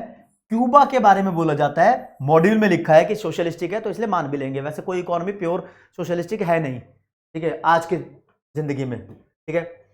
चलो जी अगला, dash is also called command economy. Socialistic economy का दूसरा नाम कमांड इकोनॉमी है, तो यही सही है यहां पर। अगला, अनलिमिटेड एंड्स मतलब अनलिमिटेड वांट्स, लिमिटेड मीन्स मतलब लिमिटेड होते हैं resource, together present in the problem of dash. भैया रिसोर्स हमारे पास लिमिटेड है, वांट हमारी अनलिमिटेड है, तो दोनों मिलकर डेफिनेशन बनाते हैं स्केर्सिटी की, ये बात तो ठीक है, लेकिन दोनों कौन सी प्रॉब्लम के अंदर होते हैं? चॉइस की प्रॉब्लम। प्रॉब्लम तो चॉइस है ना, इसलिए बच्चा इस क्वेश्चन को डिस्प्यूटेड मानता है। सर इसका आंसर तो स्केर्सिटी होना चाहिए था, चॉइस क्यों कर दिया? तो रीजन यही है राज्य, ठीक है, okay. Profit motive is a key characteristics of what? Profit motive किसकी की कैरेक्टरिस्टिक है? सोशलिज्म की, कैपिटलिज्म की? मुझे बताने की जरूरत है क्या? प्रॉफिट मोटिव कैपिटलिज्म में होता है दोस्तों। देखो देखो दोस्तों, मैं आपको बताता हूं, जो ये चैप्टर किया है ना मैंने, इसमें आईसीआई के मॉड्यूल का पूरा पूरा ख्याल रखा गया है, ठीक है। आपको बहुत अच्छी सलाह देना चाहूंगा कि अब जो जमाना आ गया ना, मतलब कि तुम्हारे कोर्स में अपडेट हुई है, लेटेस्ट सिलेबस के हिसाब से इस चैप्टर को कराया गया है, तो कुछ बच्चे प्रैक्टिस करने के लिए इंटरनेट का सहारा लेते हैं, वहां से कुछ क्वेश्चंस ढूंढेंगे, किसी वेबसाइट पे कुछ मिल जाएगा। ये हरकत मत करना, क्योंकि हो सकता है तुम्हें इस चैप्टर के कुछ क्वेश्चन मिल रहे हो, लेकिन वो अब तुम्हारे सिलेबस में नहीं हो, उसे बोलते हैं आउटडेटेड क्वेश्चन। वो चले गए भैया पहले सिलेबस में, अब तुम कहोगे नहीं सर चैप्टर 1 तो पहले वाले सिलेबस की तरह है। बीच बीच में कुछ कुछ लाइनें चेंज हुई है, ठीक है, कुछ कुछ चीजें आई है नहीं, इसलिए नया आया है तो आपको नए की तरह करना है, जो कराया गया है उस हिसाब को मेंटेन रखना है। अगर कभी भी दोबारा फील हो कि हाँ भाई ये चैप्टर मुझे रिवाइज करना है, तो इस वीडियो की स्पीड बढ़ा के देख लो, समझ लो, आपके काम आएगी चीज ये। और एक इंपॉर्टेंट चीज मैं बताना चाहूंगा, एक क्वेश्चन था कैपिटलिस्टिक इकोनॉमी का। भैया एक क्वेश्चन मुझे, कैपिटलिस्टिक इकोनॉमी, ये डिस्प्यूटेड क्वेश्चन रहता है, में मेन एलिमेंट क्या होता है? मेन एलिमेंट क्या होता है? तो डिमांड होता है, सप्लाई होता है, या प्राइस होता है? इसका आंसर प्राइस है, ठीक है। बच्चा बोलेगा नहीं यार डिमांड होना चाहिए, कंज्यूमर किंग होता है। अरे नहीं नहीं, प्राइस है। क्यों प्राइस? इसमें कैपिटलिस्टिक इकोनॉमी में मेन चीज होती है प्राइस मैकेनिज्म। वो डिमांड और सप्लाई दोनों की हेल्प से डिसाइड हुई है, और दोनों की हेल्प से क्या डिसाइड हुआ है? प्राइस। एडम स्मिथ डिमांड और सप्लाई को इनविजिबल हैंड बोलते थे। अब कराने वाले आपको अल्फ्रेड मार्शल की डेफिनेशन भी कराएंगे। मार्शल ने क्या डेफिनेशन दी थी भाई, सैमुअल्सन ने क्या डेफिनेशन दी थी भाई, जेबी से ने क्या डेफिनेशन दी थी भाई, सब अलग अलग डेफिनेशन कराएंगे, लेकिन वो शायद आपको कोर्स से भटका सकते हैं। समझ लो, समझाने को पता क्या यार, मैं मास्टर्स हूं इकोनॉमिक्स में, मैं समझाने को तुम्हें एक ऐसी पैनी चीज समझा दूं जो तुम्हें पानी की तरह समझ में आ जाएगी। मैं तुम्हें पुरानी 11वीं 12वीं का कॉन्सेप्ट रिपीट कर दूं। क्या तुम्हारे पास टाइम है?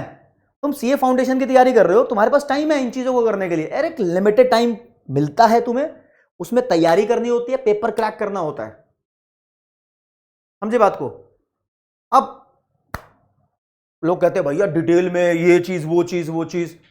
अकाउंट्स पढ़ो, लॉ पढ़ो, मैथ्स और इको मुझे लगता है कि आपको नंबर लाने के लिए पढ़नी चाहिए, नंबर आ जाएंगे, ठीक है। क्योंकि अब लॉ है तुम्हारे काम, इंटर में आएगी, कॉर्पोरेट लॉ बन जाएगी, अकाउंट्स आगे एडवांस अकाउंटिंग हो जाएगी, तो वो रिलेट करेगी। ये तो पहले इंटर में होती थी, थोड़ी बहुत इकोनॉमिक्स वो फाउंडेशन में आ गई है ना। तो ये तो यहीं का मामला खत्म हो जाएगा। इकोनॉमिक लॉज आएंगे, इकोनॉमिक्स के लॉज सीए फाइनल में आएंगे। वो तो देखो ना, इंटर पास करने के बाद तब तो तुम्हें दोबारा से शुरू करना पड़ेगा, वो तो है फाइनल में तो है इकोनॉमिक्स के लॉ, तो वो चीज अलग है। खैर अपनी अप्रोच को सेटल करो पहले। मेरी सजेशन आप लोगों से यही है कि लेटेस्ट करो, ठीक है, लेटेस्ट करो, इधर उधर वेबसाइट पे जाके नहीं, स्ट्रिक्ट टू द मॉड्यूल रहो। मॉड्यूल में जो है उससे बाहर पेपर में नहीं आता, पक्की गारंटी है।